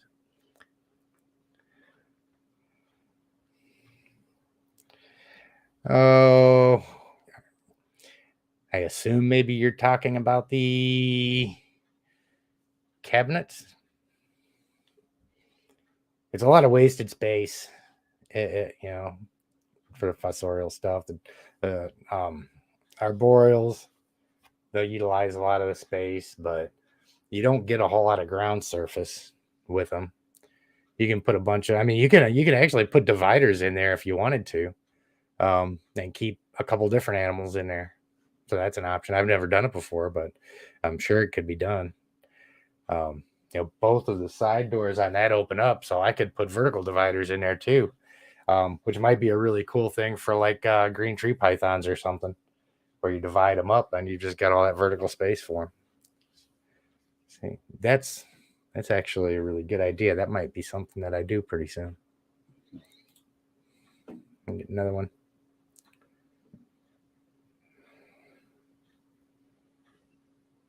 Yep. Yep, that sounds about right. I run 40 watt in my 4x2, but I also, keep a pretty decent ambient temperature in there as well. So it kind of feeds off of each other. The 40 watts end up keeping the temperature up just fine. But 80s will work too.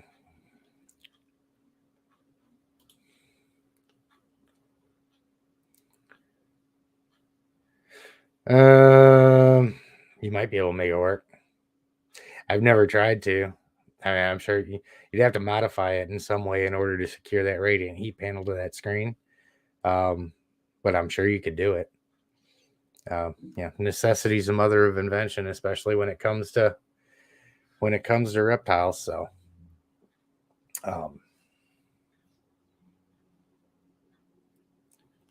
get right.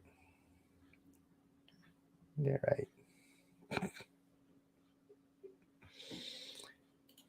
She needs to be ready to go to bed pretty soon. At least stop. Oh, cool. I think Mila is the mother of the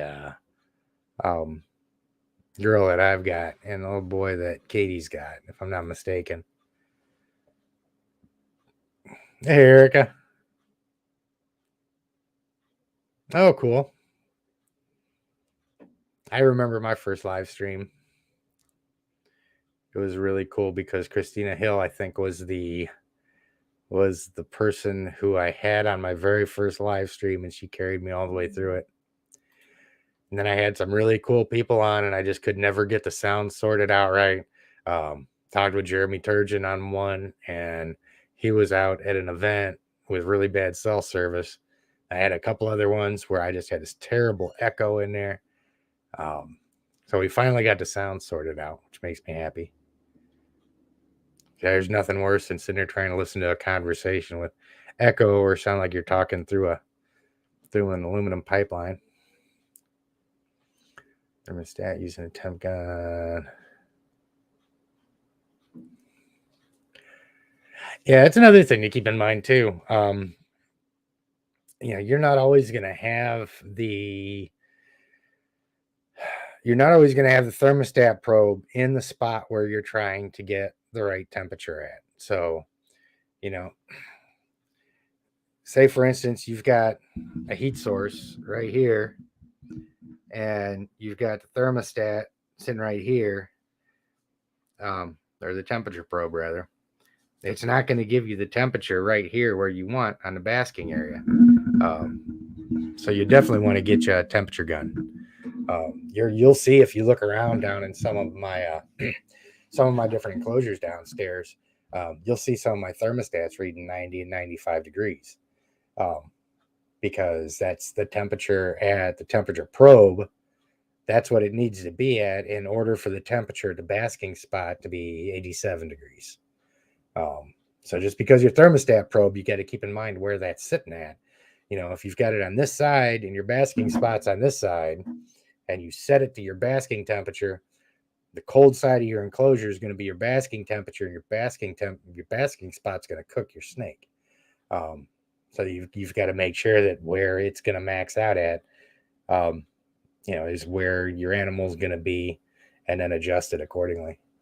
So, another important thing to keep in mind when you're setting your heat, because it's not uncommon to see people, well, I'm going to put my thermostat right up underneath here, and the basking temperature is 87, so I set it to 87, but the heat doesn't radiate down that far, so the basking spot's only 80 degrees because it's catching 87 degrees up here and then shutting off before it has a chance to warm all the way down.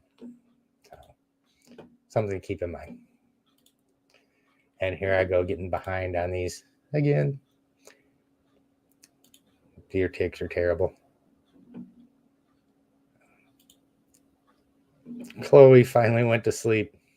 What do you know? Hey, Samay, good to see you. Yeah, those infrared heat guns are worth their weight in gold. Definitely use those when you're first setting up your hotspots and stuff like that. Yep. Yeah, these radiant heat panels from Reptile Basics are super safe, super good, super easy. They're clean. You can hardly see them in the enclosures. And yeah, it's my preferred technique. Faux show.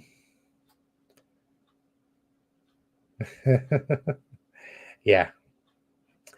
My hog nose would too. The little stick arms that you see people drawing on the snakes, where like holding up knives and guns and stuff.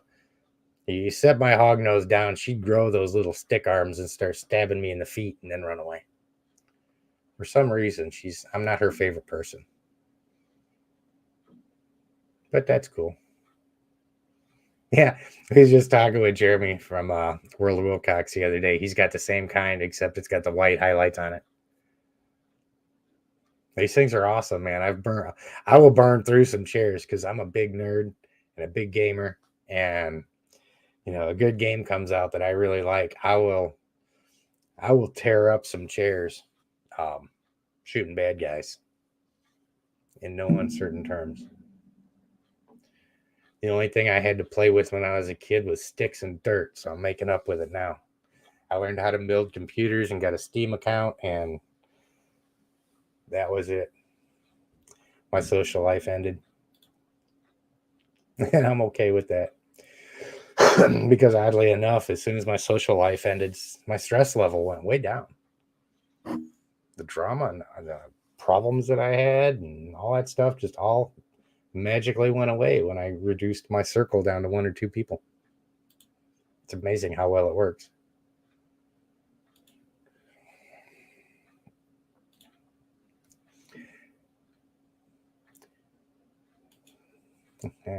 Hey, how you doing, man? Yep. I don't know if it's possible to retic proof a house, man. If I let one of my mainlands loose upstairs, it would look like a tornado blew through here. TV would be down. All the other cages would be pulled over. curtain rods would be down. They'd probably have the damn couches flipped over too. So my main ones are definitely strong enough to pick up and turn over my couch.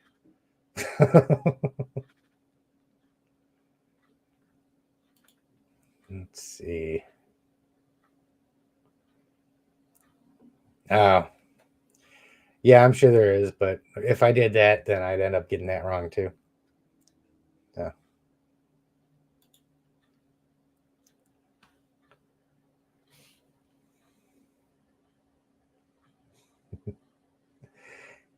Yeah, I guess you Canadians are okay.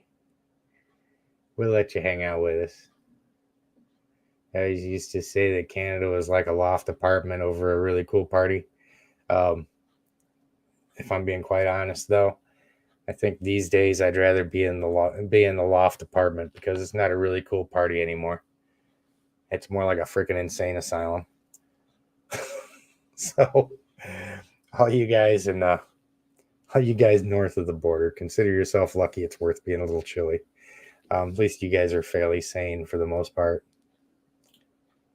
We have got entirely too much craziness going on here. Yep. Oh, Carla, man, she's been doing this for a hot minute. There's not too many people that knows their snakes better than she does.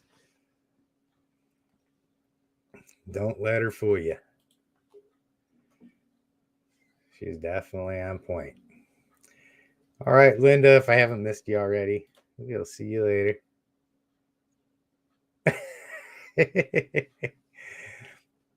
Yeah, I'm a bad influence. Take that. Favorite snake's name I've seen lately? Chloe. That's my favorite snake's name I've seen lately. This one works out really good. I don't know. And I've said this before somewhere else. I don't know if everybody's heard it or not. But my dwarf back there is named Mazakine. It's after the little hot demon chick that's Lucifer's right hand girl and bodyguard and stuff. And Chloe is one of the other main characters in there. She's the cop that ends up getting hooked up with him. That tells him, of course, typical thing. He goes after. She tells him through the entire series, "Oh, you ain't getting none of this," and they end up married. So imagine that. And the moral of that story is don't give up. Sooner or later, they'll give in. Now, I don't know if that's true or not, but that's the moral of the story.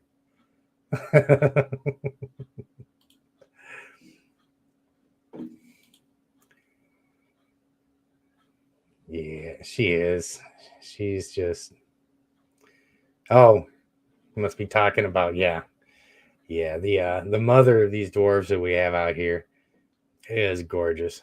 I actually told Jordan I was running through the pictures and I seen that one. I was like, "What about that one? I want that one." He says, "You can't have her. That's the mama." Go, okay, fine.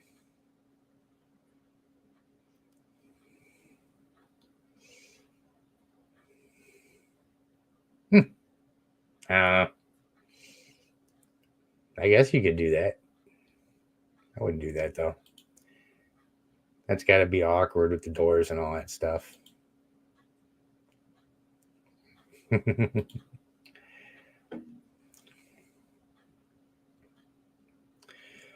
don't know about the electricity bill. She's asking what the advantage of radiant heat panels are about the electric bill. I gave up on my electric bill. I look at it as little as possible, and I only pay it when it's absolutely necessary. Because I've got more freaking heaters and lights and plugs and there comes a point in time where you just have to accept it is what it is, and I'm just going to pay it. I guess if I had to give an opinion on what would be the most economical way to heat a bigger collection, probably ambient is probably the cheapest way. That way, I mean, you're not paying for a heater in each individual enclosure. You've only got to heat one room. all that stuff to make sure it's well insulated and get a kind of economical heater in there. That's probably the most cost effective way to do it. But and I've seen a lot of people do it too. I've seen a lot of people use ambient heat and it works just good. Just fine, rather. The reason why I don't do it like that is I like for them to be able to regulate their temperature some.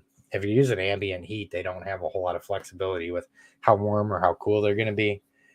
So I like having um, just kind of a bare minimum basking spot over there, so they've got plenty of latitude to raise and lower their temperature if they want to. You know, like I said, if you're running all ambient heat and it's one temperature. But yeah, radiant heat panels, like I said, another thing about it too, they're better than any heat generating lights because you don't have to have a light on your snake 24/7. When the light goes out, the heat goes away, and you don't want that because you want them to be able to maintain their temperature. Ceramic heat emitters, the actual emitter gets really hot. It'll melt most things. And if you don't have a big protective bell on it, stuff like that, you've got to build caging around it because if you leave a ceramic heat emitter exposed inside there, snake goes up and touches it with their tongue. I mean, their tongue, the ends of their tongue will stick to that heat emitter and probably won't come off. They'll really burn themselves really bad on it. So I don't want anything like that inside the enclosure. Like I said, the big plus for the radiant heat panels is, you know, they're top mounted, they're low profile, they're out of the way. It's not hard to make them snake proof. And you really don't have anything to worry about with them. You set the thermostat, get everything set up. Really low maintenance, low profile. Any of the new, all the way, you know, from my 4-foot enclosures all the way to my 8 ones. That's what I use.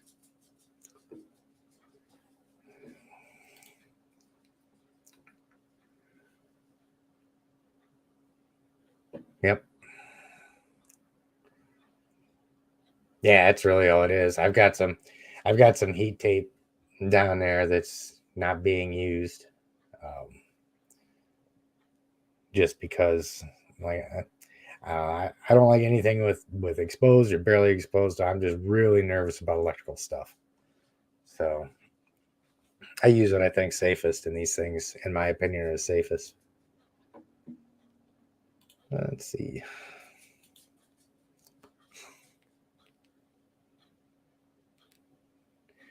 Outstanding. There we go, Ed. Jordy, hey, how are you doing? Oh yeah, I'll have Bob out tomorrow. I'll definitely give him a noogie, and he will probably bite me in the face again for my efforts. But I'm cool with that because at this point, I kind of think it's just kind of like a fist bump. His way of saying, "Hey, bro, good to see you."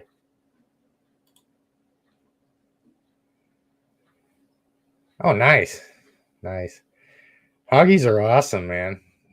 I mean, they're pretty easy to care for too. Um, there's a lot of morphs that are becoming available with them too. We've got a anaconda hognose here and a Arctic, an Arctic. That's what it's called. I'm not 100% sure.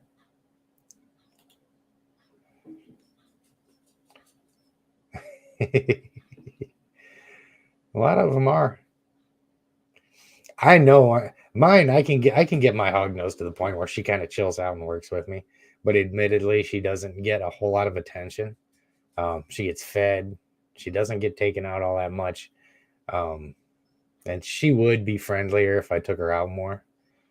But every time I go down there, she's in the back of the enclosure sleeping, and I don't feel like messing with her. So, you know, if she comes out and I see her cruising around a lot, I'll reach in and take her out. But she always starts punching at me anyway.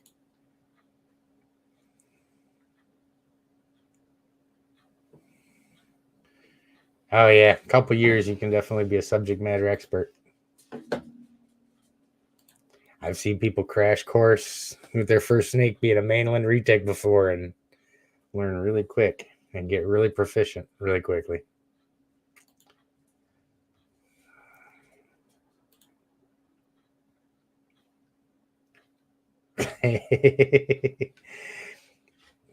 I've got Call of Duty, but I haven't played that in years. I've been playing Red Dead Redemption 2. The best game ever made, period. Hands down. It's you can go into that and just get completely lost, running around the old west, getting drunk and getting bar fights and robbing banks and stuff. It's amazing. Yeah. I don't know, man. I'm big into physical security, and I've seen retics wrap around stand up chest or standing freezers full of feeders before and drag it across the floor. Um, I don't know. When I do the bigger enclosures for my retics, I'm gonna build it like a room. Um, you may be able to. It's one of those things where I think you might be able to do it. It may work just fine. Set up the grow tent. Maybe they're perfectly fine. They never get a wild hair, decide to start pushing on it or nothing. But I mean, as strong as they are, and you're dealing with zippers and stuff like that, it's just like on any tent. You push on the zipper a little bit, it breaks open, and they can get out. And um, summertime, go over, eat the neighbor's kids, be a really bad PR thing. So I'm making sure that when I do build the bigger enclosures for mine, that they're just built like another room with a bunch of windows. But that's not to say that a grow tent wouldn't work. They may. I'm sure there's somebody out there that does it, and they probably don't have any problem with it at all. I know people that have kept their tegus in grow tents and had no problems whatsoever with them. But I don't know. I get paranoid about stuff like that, about animals getting out and stuff. Had 2 animals get out on me before. One of them was a mangrove monitor that escaped through a hole that I drilled in the back of the enclosure, just big enough to get a plug through it. And somehow this mangrove got out that same hole. And I found him a week later, tucked behind a bunch of stuff in one of the closets. And then we had a leopard gecko that I went down, watered everybody, and forgot to put the lid back on the enclosure. So now he lives freely in my basement somewhere. And I know he's still doing good because I still find little leopard gecko turds every now and then. But I haven't been able to capture him. There's nothing worse than losing an animal. And like I said, fortunately, the mangrove monitor, I sealed that hole up and found him eventually. But I couldn't imagine coming home and seeing the enclosure door open on one of my 16-foot retics and looking around going, okay, where in the hell are you? Which would be bad. Oh, I just seen that came through. Let's see where we at. Where we at? I'm doing something ridiculous here because that's not even playing.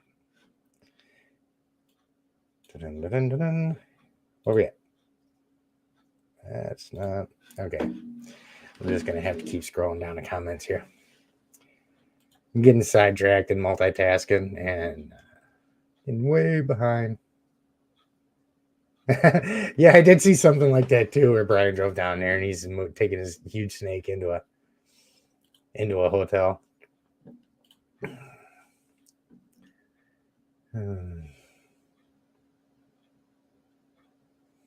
Yep. Yeah, it's real easy to find the fake friends.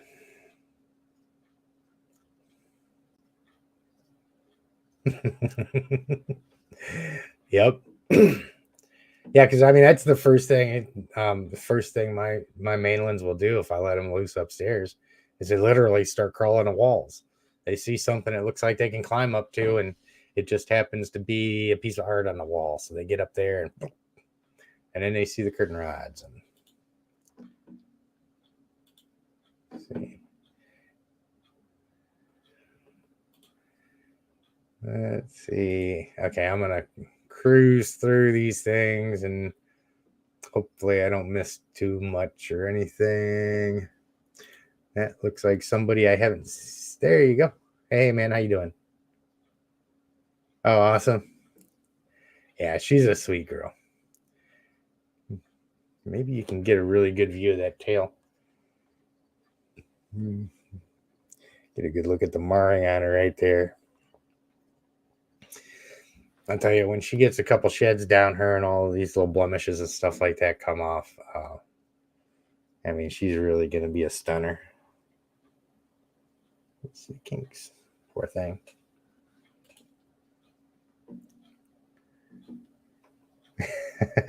I'm terrible with names.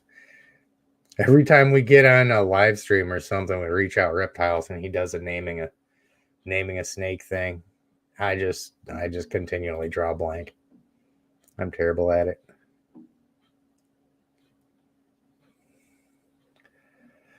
Roll down, roll down. Yep. What are you doing? It was such a shame too. I've got a couple things that I want to do here in the near future.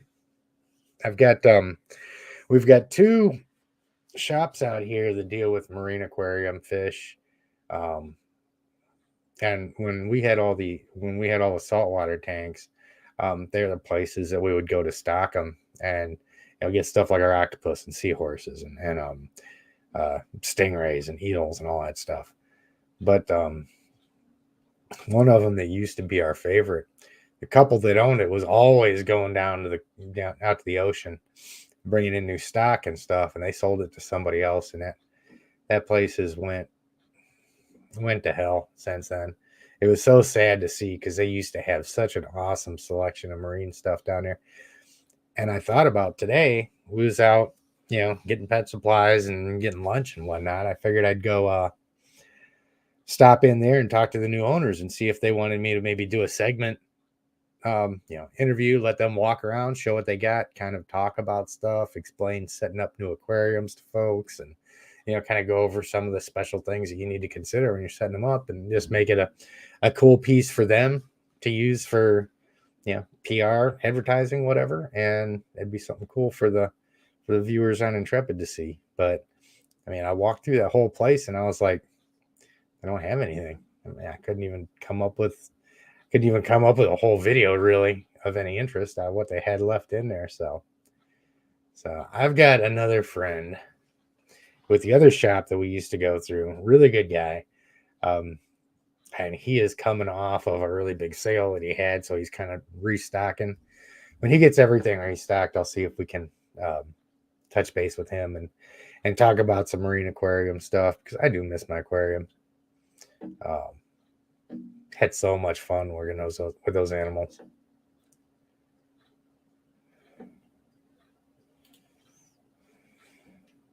Yep. Yeah, I mean that's the only real good way to use ceramic heat emitters is if you've got them in a dome, really stable, sitting on top of a metal screen where the animals can't get to them. Because if the animals can get to them, they can really hurt themselves in them. And they are always hot. Ah, Carla, you're way too nice. It means a lot coming to somebody who's worked with snakes for 60 years. I really appreciate that.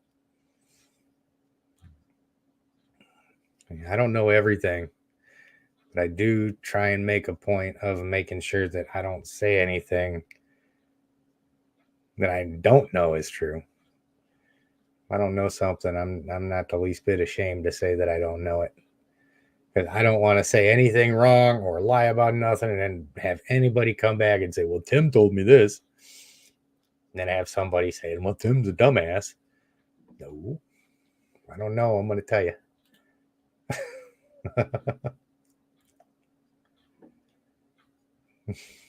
Nice.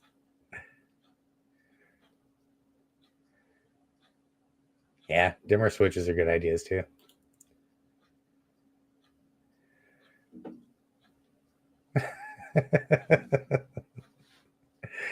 Yeah, you guys will see, man. When I make videos downstairs in my reptile room, I keep it warm down here and the humidity is fairly high. So, especially if I'm taking one of my bigger snakes out, I'm just dripping sweat the whole time I'm talking. It's terrible, but it is what it is. And I typically can't keep the fan on because the fan that I got down there is so loud you wouldn't be able to hear a word I'm saying.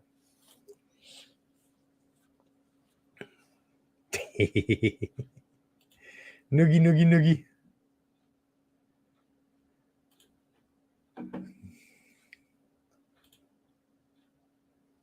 Hey, Tara, thank you so much.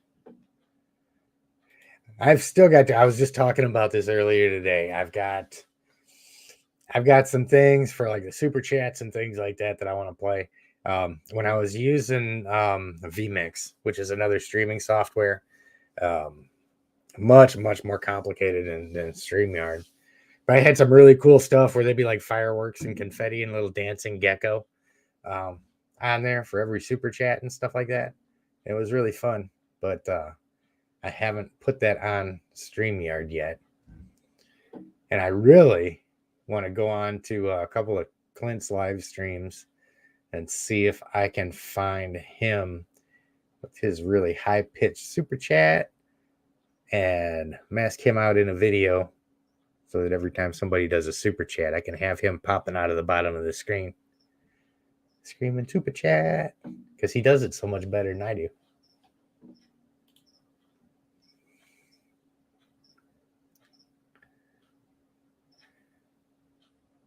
Yeah. Yeah, like I said, I mean, I wouldn't trust a grow tent with something as strong as a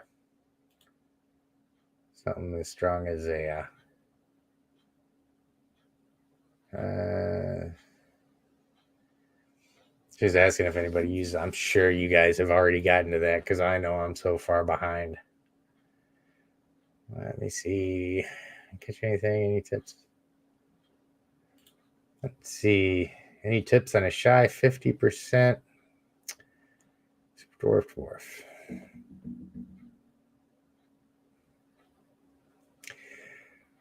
This is my take on choice-based handling because I know, and I can't remember what her name is. There's a really awesome handler, and like I said, her name just escapes me. But she's really big on target training and choice-based handling and all that stuff, and it's awesome. And if that's the way you want to go with it, then by all means, I think it's worth the effort, and you can't go wrong doing it that way.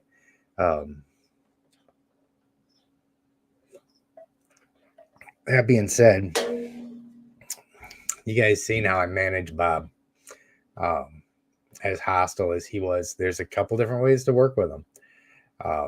It's just like anything else in the reptile industry. You can there's more than one way to skin a cat, and like with the little dwarf back here, she's really gregarious. She's really not stressed out or anything like that. Sometimes I'll go in there and I'll open up her hide and she'll just be waking up and I go to slide my hand in there to go get her and she'll turn around and start running the other direction. Well, I'm not going to sit there at the door and wait for her to decide to come out. Just going to reach in. I'm going to grab her out really quick. And if you just do it in a careful, confident way, you're not going to stress them out. They're going to get out. And more often than not, they're going to relax really quick and stuff like that. And sometimes snakes just don't want to be messed with. And sometimes they need to be moved or taken out when they don't want to be messed with. So choice-based handling isn't always an option. If you're on a schedule and you're cleaning 30 animals, you don't have the time to sit there and politely ask every one of your animals to come out of the enclosure. It'd be awesome if we did, but in those situations, you've got to get them out, get that clean, get to the next one so that you can get down the road, do your shopping, get back home, get everything put together, get a shower, get to sleep, get up, go to work in the morning, come back home, clean enclosures again, get all your feeders out, and et cetera, et cetera, et cetera. So, like I said, I mean, it's choice-based handling is cool, but realistically, it's not always possible. To sit there and just wait for every one of your animals to decide, okay, well, I'll come see you now. Okay, well, it's been an hour and a half, and now I'm going to be up cleaning 10 snakes for till 4 o'clock in the morning because they're just taking forever getting out of their enclosures type thing. So don't feel bad about not doing choice-based handling. I guess that's the point to that. Don't let anybody say, well, you're forcing your snakes out of the enclosure. You're a bad keeper. That's as long as you know how to confidently and calmly force your snakes out of the enclosure without stressing them out, and you do it enough to where they get comfortable with you and they know the routine and stuff like that. But all that being said, too, choice-based handling is awesome. I mean, if you can spend your free time working with them and stuff like that and getting them around to that, that's just awesome. I've seen what she does with her, and like I said, man, I can't remember her name, but I've seen what she does with her animals, and it's really good. And she makes really good progress with them.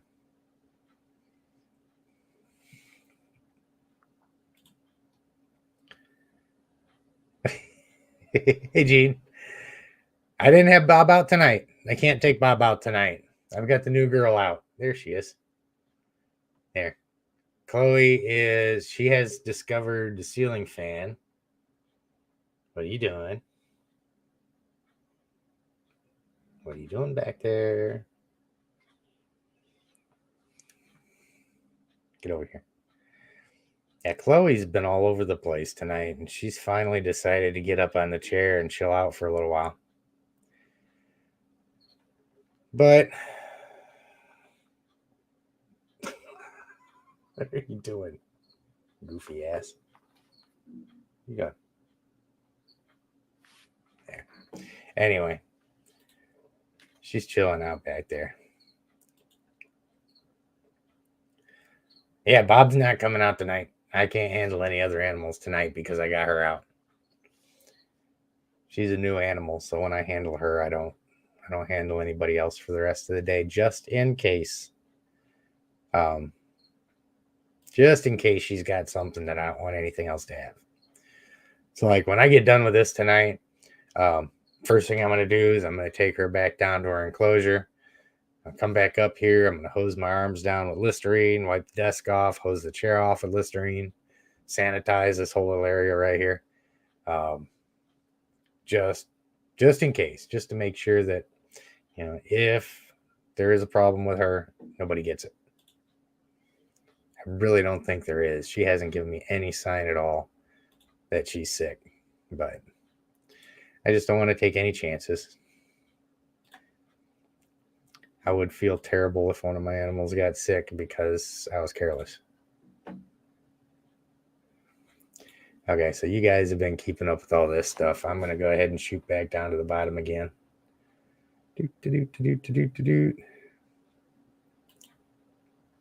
Erica, super chat. Thank you so much. I appreciate it. And that's all I can do. I don't always say the right stuff, but at least I'm always honest about it.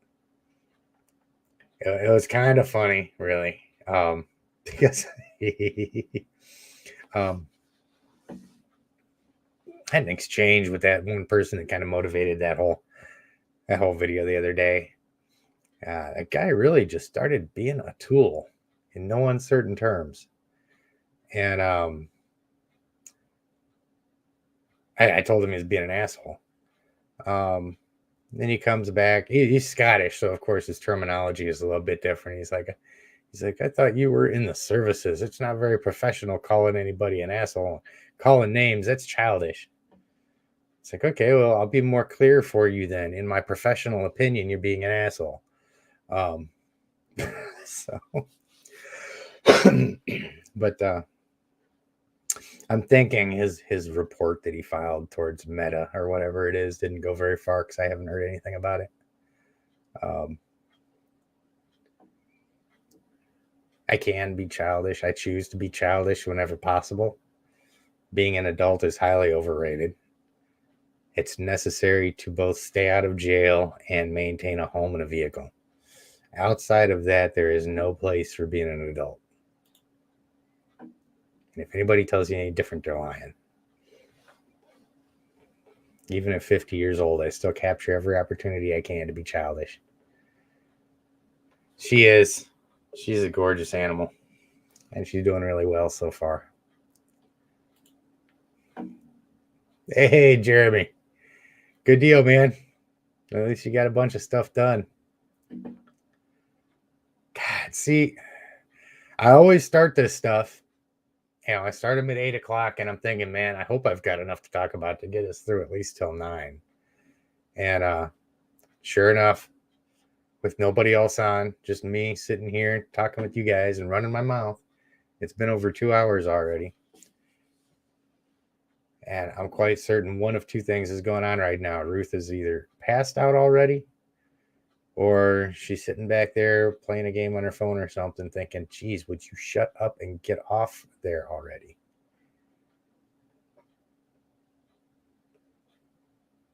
And I didn't hear her yell at me, so she's probably sleeping. So I think we're good.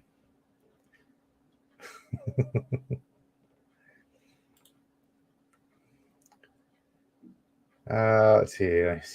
Super shy. Yeah. I mean, if she sees you every day and she's not stressed out when you're handling her, it's just the repetitive handling is going to make them more comfortable. You just got to maintain that stuff. And we got Jordan in the chat here as well. And like I said, he got my dwarf and Katie's, fresh out of the egg. We always talk about hatchlings being all snappy and scared and biting at you and stuff. This girl was never even indicated she wants anything to do with biting in me. And it's just because of regular handling and stuff like that. The thing, I mean, I really think that the only thing that really stresses snakes out when it comes to handling is people that don't handle confidently, or respectfully. I know those are two kind of vague words or something like that, but if you're going in, for instance, on Monty, my female retic, she's going to give you some body language. It's going to take you a second to figure out because you really can't tell sometimes. Is she got a hot food response? Is she just being lazy? It's a toss-up, hooker and stuff like that. But with my male, he will legitimately get annoyed if you do the wrong stuff when you go in there. You spend too much, and especially, actually, not just Tigger, my big male downstairs, but this one right here, Jay, the Phantom retic, the male that I've got back here, he's really sensitive to that. He's swung at me before. Most of my snakes, it's kind of funny because most of my snakes are so used to me that I can go into their enclosures and clean and spot clean and stuff like that and change water bowls. Once I make sure they don't have a hot food response, I can just leave them in their enclosures and clean around them most of the time. Well, I tried that same thing with Jay the other day, just changing his water and spot cleaning. And since he's not used to me and we don't have it like that yet, and I was just kind of focused on that and not paying as much attention to him as I should, he took a swing at me. And, he got me on the hand a little bit. It wasn't anything bad. But then, I had to kind of snap myself out of it and say, I'm stressing him out because, I haven't worked with him to that level yet. And, anytime him or any animal that I'm working with strikes at me, I'll take him out. It's my way of saying, okay, well, this happened. We're going to talk about it and we're both going to calm down. So as soon as he swung at me the other day, I was like, okay, well, take the hook, move his head a little bit, get a hold of him, and just get him out really quickly. And as soon as he gets out, he turned around for a second, looked like he wanted to puff up, but he was fine, started cruising around again. And I just didn't leave that interaction bad, anytime any of my animals would ever take a swing at me like that time, which is the first time I've taken a defensive swing from anything other than a Sri Lankan in literally years. None of my other animals have. But yeah, I don't even remember exactly. I know we was talking about not stressing your snakes out and stuff like that, but handling is how we de-stress them. It's how we get used to it and stuff. So I don't know what that was talking about, but yeah, we was talking about getting a blue tongue skink here too.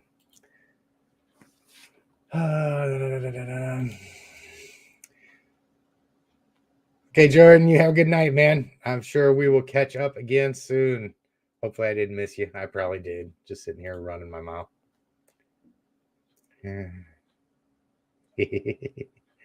Right? Yep. Tomorrow is my feed and play with the animals day.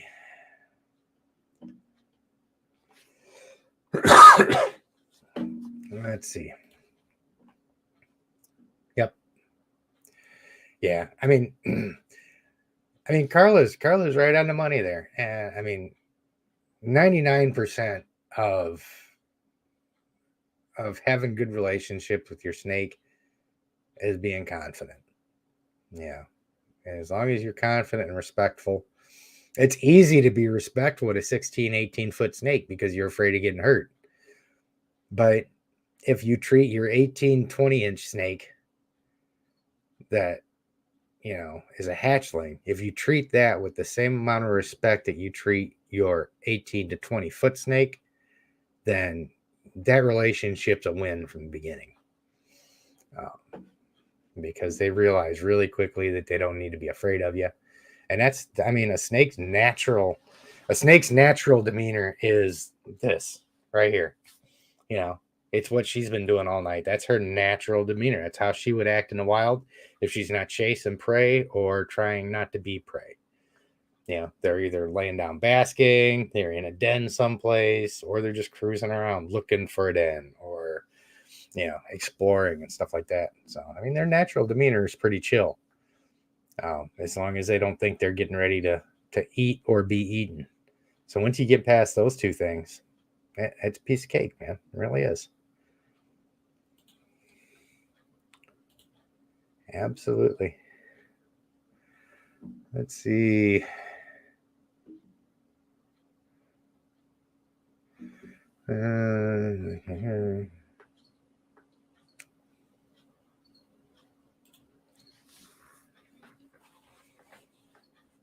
Oh, wow.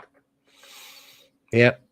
I'm going to be feeding my mainlands tomorrow too. I think they're getting this is going to be their small pig week.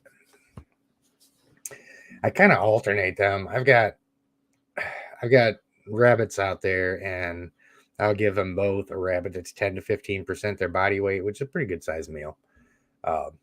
We're talking 7, 8, 9 pound rabbits. Then a few weeks later, I'll give them a smaller meal, which is typically like a 4-pound pig or something like that. And then give them another week or two, typically 2 weeks off those smaller meals, and then give them another big one. So yeah, this time around is their little piggy meal.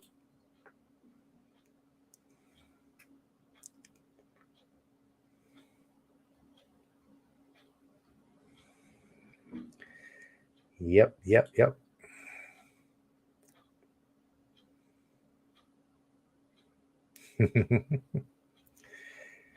Yeah, we just had that question come up in one of the Facebook groups earlier. I don't even remember who it was. I don't even think it was I think it was somebody from overseas, but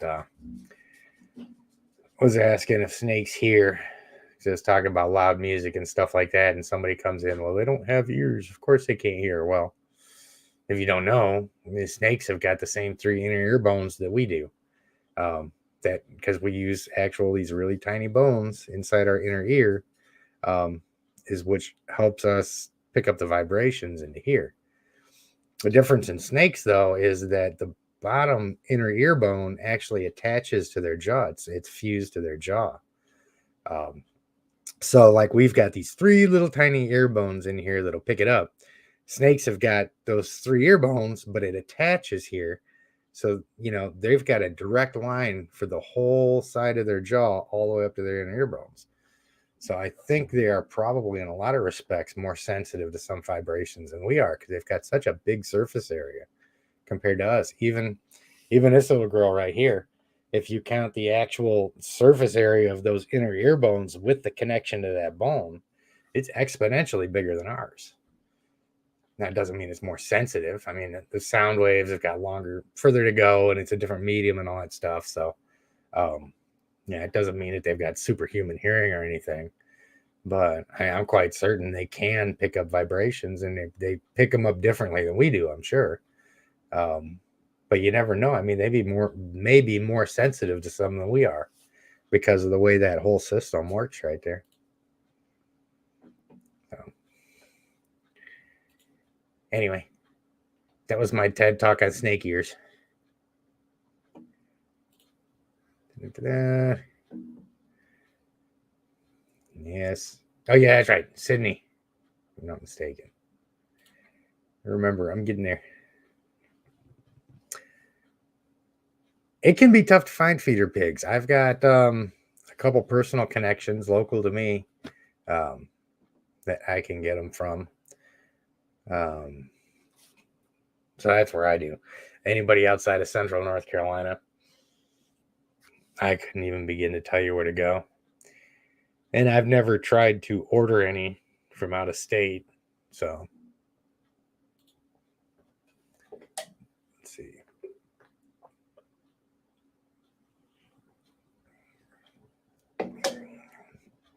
Nice. Yeah, for those of you guys that don't know, Jeremy's got a YouTube channel as well, World of Wilcox. And he's just recently started to devote more energy to setting up his cameras and his lighting. He's got a really cool setup down there. He's starting to put more time into filming and stuff like that. So make sure that you get down. Matter of fact, let me see if I can't find a link. I'll post the link on there too, so you guys can find that really easily. Jeremy's a good dude. There's not many good dudes out there anymore. So you got to support them when you find them. Oh, yeah. Let's see.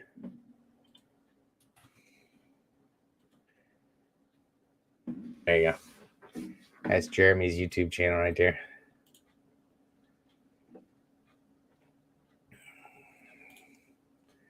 Where are you at?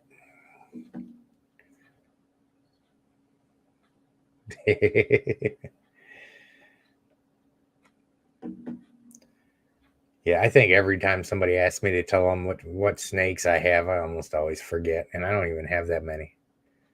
I don't even have 47 snakes total, and I still can't remember them all. I don't remember which one that was, but whatever it was.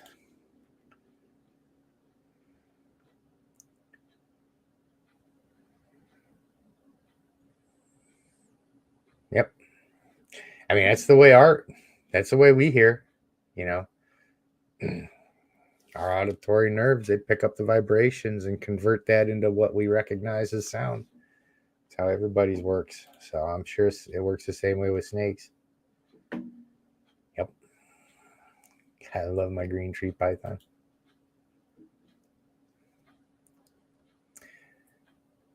I could see that. I could see that, the dog whistle thing.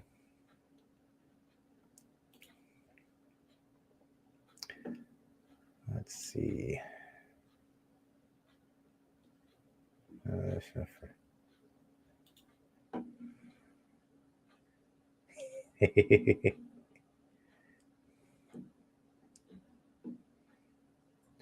Well, we'll already get as many people pushed over there as we can.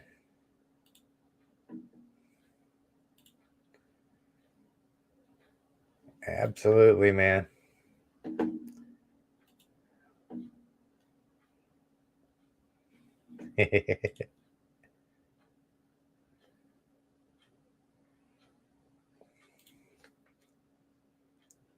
Sweet.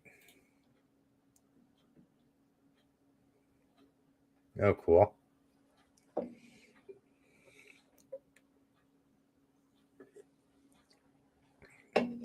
Yeah, it's been Garrett's big secret project is his house snakes. Be curious to see what all he has going on up there with him.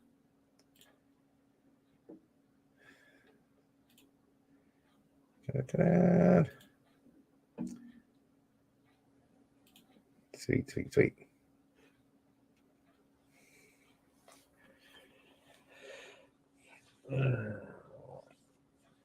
Yeah, Jeremy's got a couple good. I'd seen a couple good ones here recently too, where he does because Jeremy does rescue stuff as well. He did one where he went and picked up a rescue ball python and kind of showed bringing him home and getting him soaked and stuff like that, and talked about that. So it's just like everything else, man. Sometimes it can be tough keeping up with a with a filming schedule. Um, I mean, if I sit down and I do a 30-minute video and it's really detailed and edited with B-roll and all that other stuff, it'll literally take me a full day between filming it, getting in here, getting everything uploaded, getting on and getting everything edited and pieced together just perfectly and stuff like that. And there's a lot of times where I just don't have a full day to devote to it. So a lot of times it's better for me to just put together something that's less well edited, that has less detail and stuff like that, just to get something out and to keep something in the hopper and keep a connection with the community and stuff like that.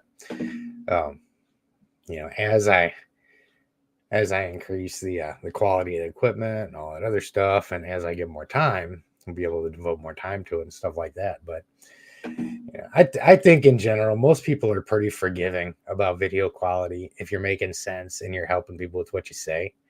Um, if you're talking about, watching somebody like like Jay in 8K fighting his retic, which doesn't teach you anything, but you've got this channel over here in 780p with shitty audio, but you're actually learning something from it.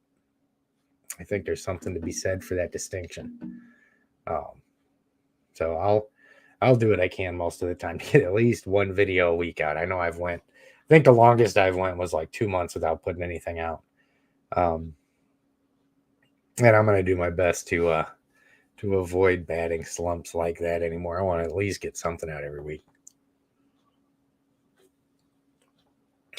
And hopefully it'll be a more positive than the attack dog video or the live feeding clickbait video.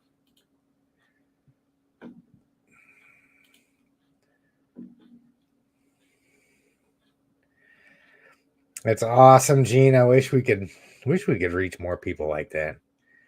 I've got a couple of them at work. These big pipeliners, terrified of snakes, absolutely terrified. Well, run screaming like a little girl if you pull a garter snake out of your pocket. And I talk so much smack to them, I can't help it. Every chance I get, I show them a picture of Ed's little girl handling the 16-foot retic.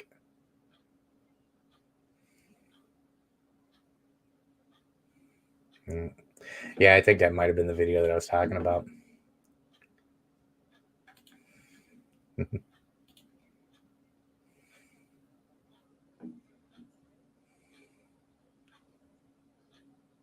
Nice. That's awesome. Yeah, it's amazing what realizing you need to do something will do about being afraid of something. It's kind of like your first time jumping out of an airplane, You walk up and you see the door open and you see nothing but ground and horizon and it's kind of blurry all in the middle right there. And you're like, holy shit, what am I doing? Yeah, I'm kind of okay. Well, I ain't got time to be scared because I'm about to get kicked in the head if I don't jump.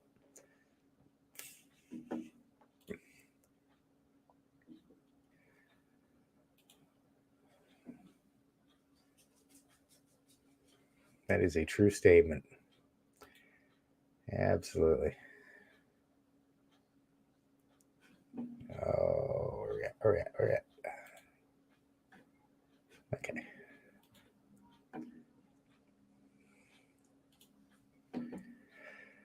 Oh, absolutely. I mean, really, what are you doing with your life if you're not trying to conquer your fears? I couldn't imagine at this point in my life. I can't imagine what it'd be like to still be afraid of something because my whole life, if I was afraid of it, I did it because I knew I knew I was at that point in my life. I was young and I needed to not be afraid of shit. So, like I said, I was without going into detail. If it was something that risky or I should be afraid of, I went out and did it, and then I wasn't afraid of it so much anymore. And then it's kind of funny too because you do all of that stuff and you get these big brass balls as a young man. And then when you turn 50 and your knees don't work and your back hurts and you're a little heavier and you're a little bit off balance, now all of a sudden you're afraid of all that stuff again because your brain knows how to do it. But you know that there's a disconnect there where if your brain tells your body to do it, your body's going to tell you to go piss up a rope and you're probably going to fall down. So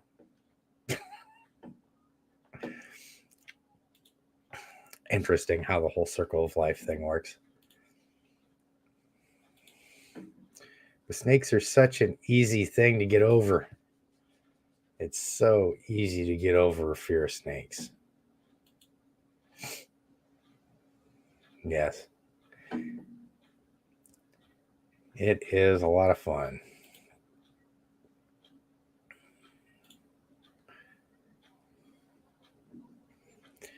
Hey, I'll tell you what, if you are seriously talking about flying lessons, um, if you want to expedite that process, I picked up Microsoft Flight Simulator, and there is the flight model on that thing is so detailed that you can set this game up in such a way that it operates off of Google Maps and the GPS on there, so it's geographically accurate to the entire planet to begin with.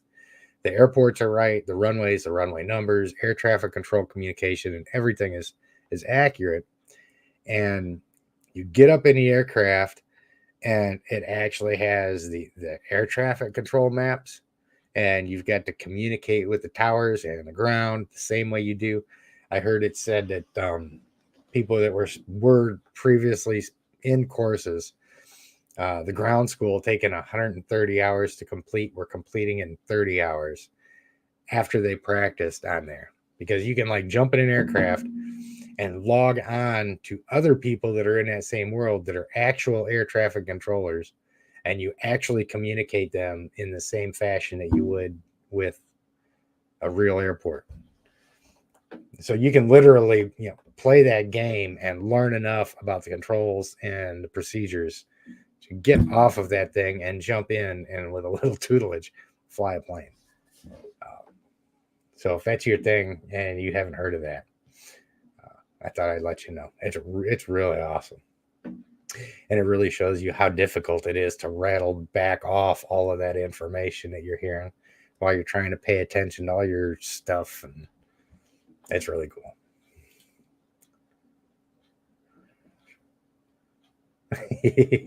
I know, man. The adrenaline junkie stuff's fun until it takes a shot of adrenaline just to get out of bed in the morning. Oh,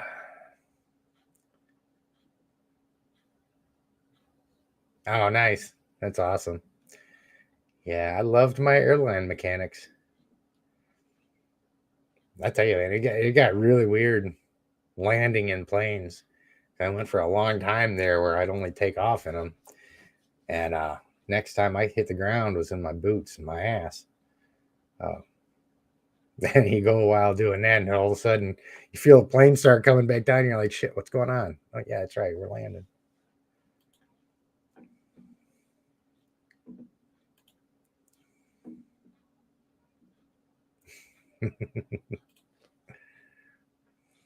Yeah.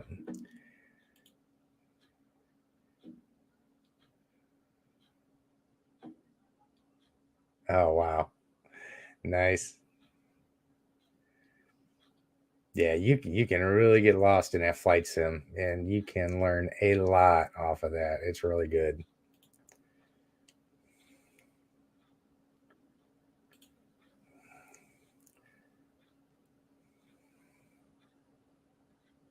It is, man. It's awesome. People get it stuck in their head because they never see these animals or anything like that. And yeah, well, it's the everything that I talked about isn't all within the flight sim. Um, I haven't messed with it in a while because it literally started to consume all of my time and every piece of mental real estate I had because I got so deep into it. But there's add-ons and different things that you can um, link into the game. Oh, excuse me. That that enables you to do all that stuff. Um, God, what is it? Flight ATC or something like that. But one of the things that I used when I didn't use the actual multiplayer with the live air traffic controllers actually talking. There's a speech to text, text to speech, whatever, speech recognition program um, that you can plug in and it will run through all of the commands and you've got to respond appropriately to it. And it just, you know, detects your speech. And, you know, if you don't respond properly to it, it won't let you proceed. You know, if you don't approach and change to the right frequencies and um, you know, come back with the same where with the proper radio responses, then they won't let you land until you do. Won't let you take off until you do. Won't let you taxi until you do. So it's like a crash course.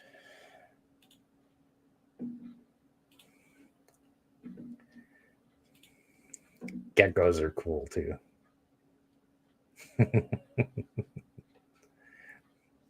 Yeah, a lot of people are happy staying on the ground.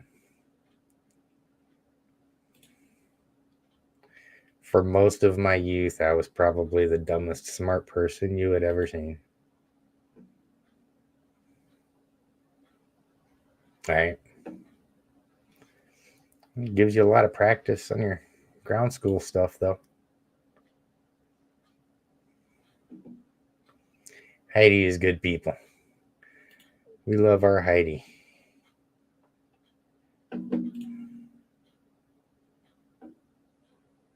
Oh, nice.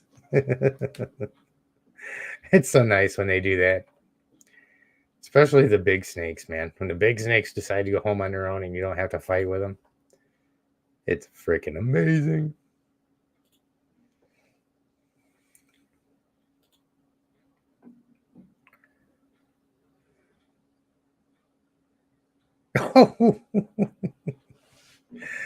uh, outstanding. Yeah, I think most of us that have been keeping for any length of time have had some pretty bad bowel movements. My female retic, when I first got her, I made the mistake of letting her come up on the bed and hang out. That didn't end well, and it only happened once. But I've also been reaching up into enclosures over my head that have got 16, 18-foot retics in it that decide to go ahead and just open their bowels, which just happen to be full. And you're just showered in shit. And it's wonderful. And that's exactly why we keep these animals, because we want to be covered in crap all the time. And people just look at you funny. So we got to have snakes do it. And that's the only way you can look at it.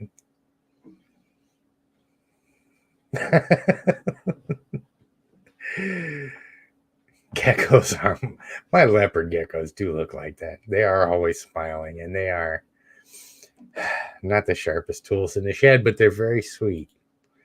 And sometimes that goes a long ways.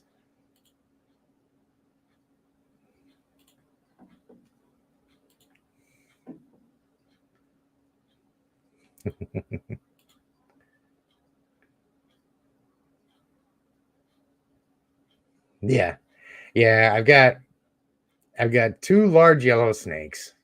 Um, the mainland retic male, it's a purple tiger, and he's 16 feet. And the other larger one that I've got is a 13-foot Burmese albino male. Um, so the biggest big snake I've got, oddly enough, the male reticulated python. And then the second biggest one, well, the second biggest one's a female. I mean, the male and the female mainland are both about the same length. Um, the female's half the age of the male and is going to pass him up in size. But right now, they're pretty much neck and neck. The male's just a tad heavier than the female right now, but of course, that's going to change. Um, and the male berm, I don't expect him to get a whole lot bigger. He's probably going to hold pretty fast at 13 feet. This girl on the back of my chair right here could get pretty big. She's a potential 16 to 20 foot animal as an adult. So we'll see. It'll be really nice to see what this girl right here looks like in about 4 or 5 years. I got a feeling she's just gonna be a complete stunner.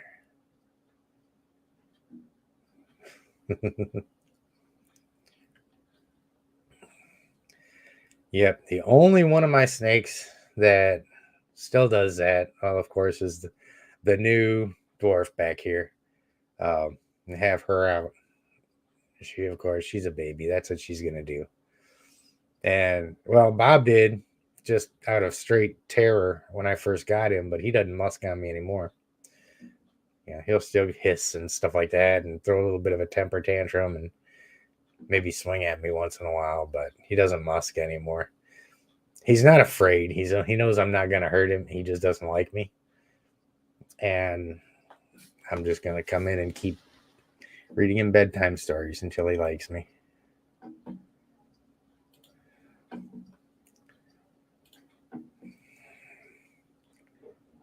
There's no such thing as a jinx. You should always acknowledge and appreciate when things are going good. You never jinx yourself. Because our knee jerk reaction is to complain when things aren't going good.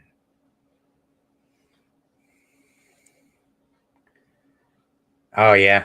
Yeah, I'm really happy she decided to chill out and relax. Because she was driving me crazy getting into everything.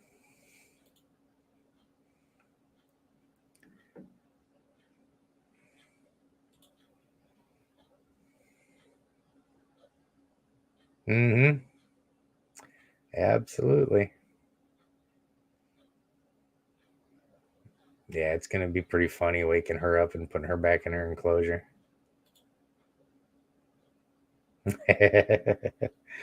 Yep. So I tell people every day I walk outside, man, it's nice out. Shut up. You're going to jinx it. I'm like, no, you shut up. I was like, we've got to do more than just complain when shit happens we don't like. We've got to acknowledge when things are good.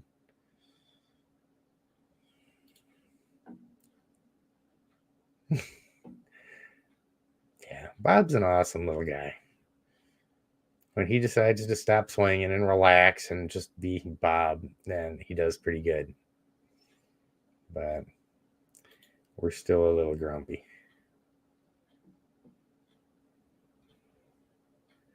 Well, shit, you guys do better, man. You're the only reason why I do this. And that's why I kind of go through. I try and keep up and stay involved in the conversation because I don't have anything to sit up here and preach about. Um, if I wanted to do that, I'd just go downstairs and make a movie or make a video and post it and be done with it. But that's what all the live stream stuff is. I mean, it helps me to get a feel for what's important with the intrepid community and what's important to people and the kind of things that I might need to be making videos about and stuff like that. So that's kind of it's another reason why I really wanted to continue doing these live streams. And you see so many of the live streams coming up, and it's either somebody trying to act like freaking Rush Limbaugh on there, that thinks they're a freaking showman or a David Letterman or something like that. Um, Everybody constantly trying to trying to get that next big collaboration with somebody and jockey for that next 20 subscribers and stuff.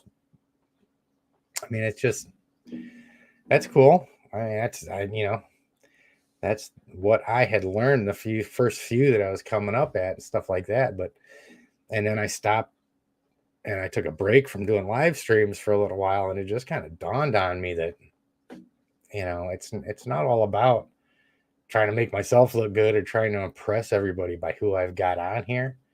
And it's about genuinely trying to get a feel for what's important to people in the community and what people don't know and what they want to know and what they want to see and stuff like that. So that's kind of my thoughts. And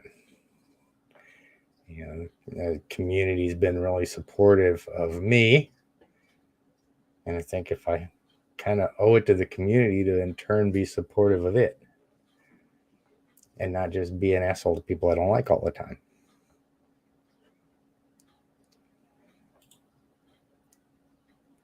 All right, Katie, we'll see you later. I've got to tap out here pretty soon too, because we're we're at 2 hours and 45 minutes.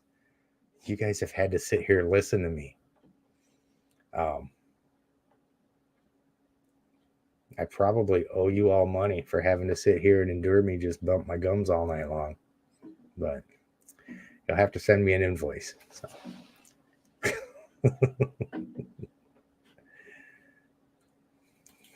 See, what's that? Nah.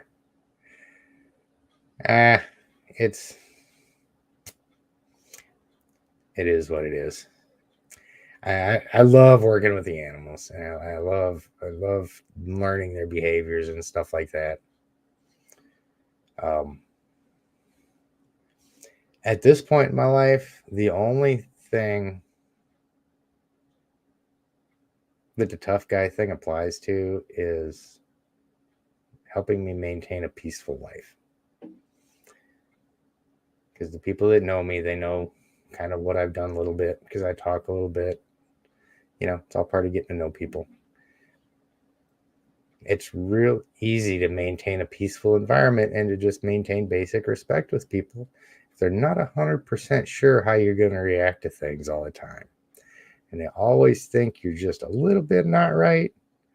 And you always, being an Army combat vet, you can have a little bit of that Agent Orange tick. And sometimes it's just enough to keep the peace. And I really enjoy my peace as an old man. So.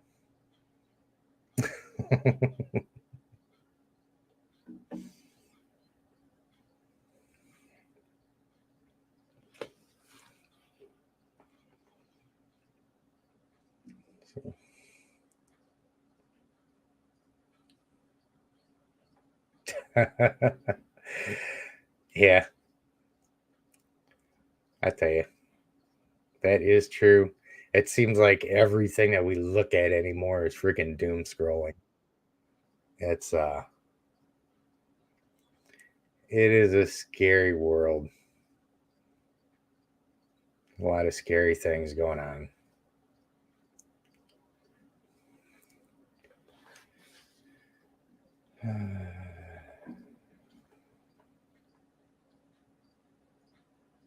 Let's see.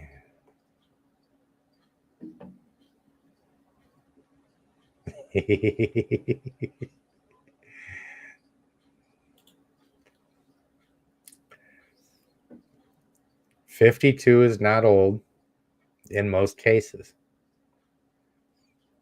Since I've become a civilian, I've claimed my right to be a whiny bitch if I choose to. And as soon as I rolled 50, I'm a half a century old now. And I've got enough screws in my knees to where I can decide to be a whiny bitch. So I'm going to do that. So takes all of the stress out of it.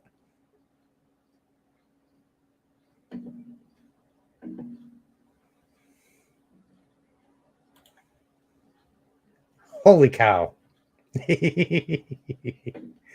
61, huh? The way I feel right now at 60, I am pretty certain by the time, or by The way I feel right now at 50, I'm pretty certain by the time I am 61, I would throw my back out before I would be able to complete creating another child. You never know. Maybe some things get better.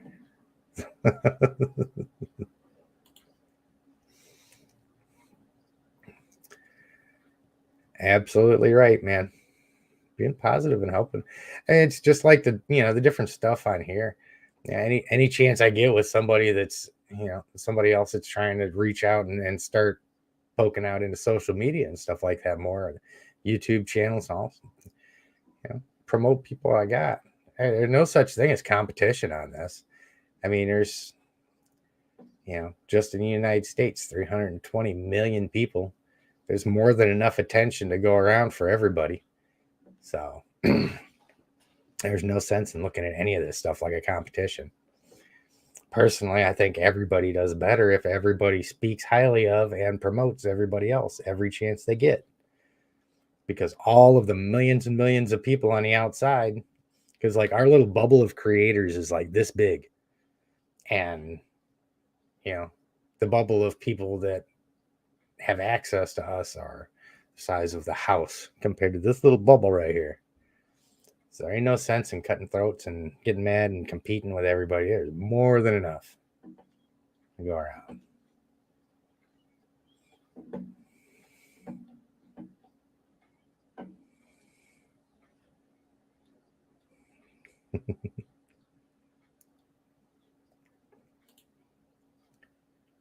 Don't feel bad. I was getting ready to sign off and I just went off on another tangent. So, but I do need to get ready to sign off because it's almost 11 o'clock and I have somebody else in the house that may actually cut me if I ignore her too much longer, which will make it really hard to clean enclosures tomorrow and feed. So we don't want that. Yeah, don't forget to slam the like button before you guys go, man. I really appreciate you guys hanging out. Again, jump down to comments of this stuff. Hit me up on Facebook if you've got any really specific ideas for videos that you'd like to see me put out and stuff like that in between now and then. I do still think it's kind of a good idea. I should go through like some of my first 6 month worth of videos that I put out where I did the whole video like this, where I was really dead serious and I didn't know how to look at a camera. And I was talking like a robot. Maybe I should just delete those and redo them and put them back out there a little bit more professionally. We'll see. But we're going to continue to keep doing some stuff. We're just going to do it all stream of consciousness and by the seat of our pants like we always do.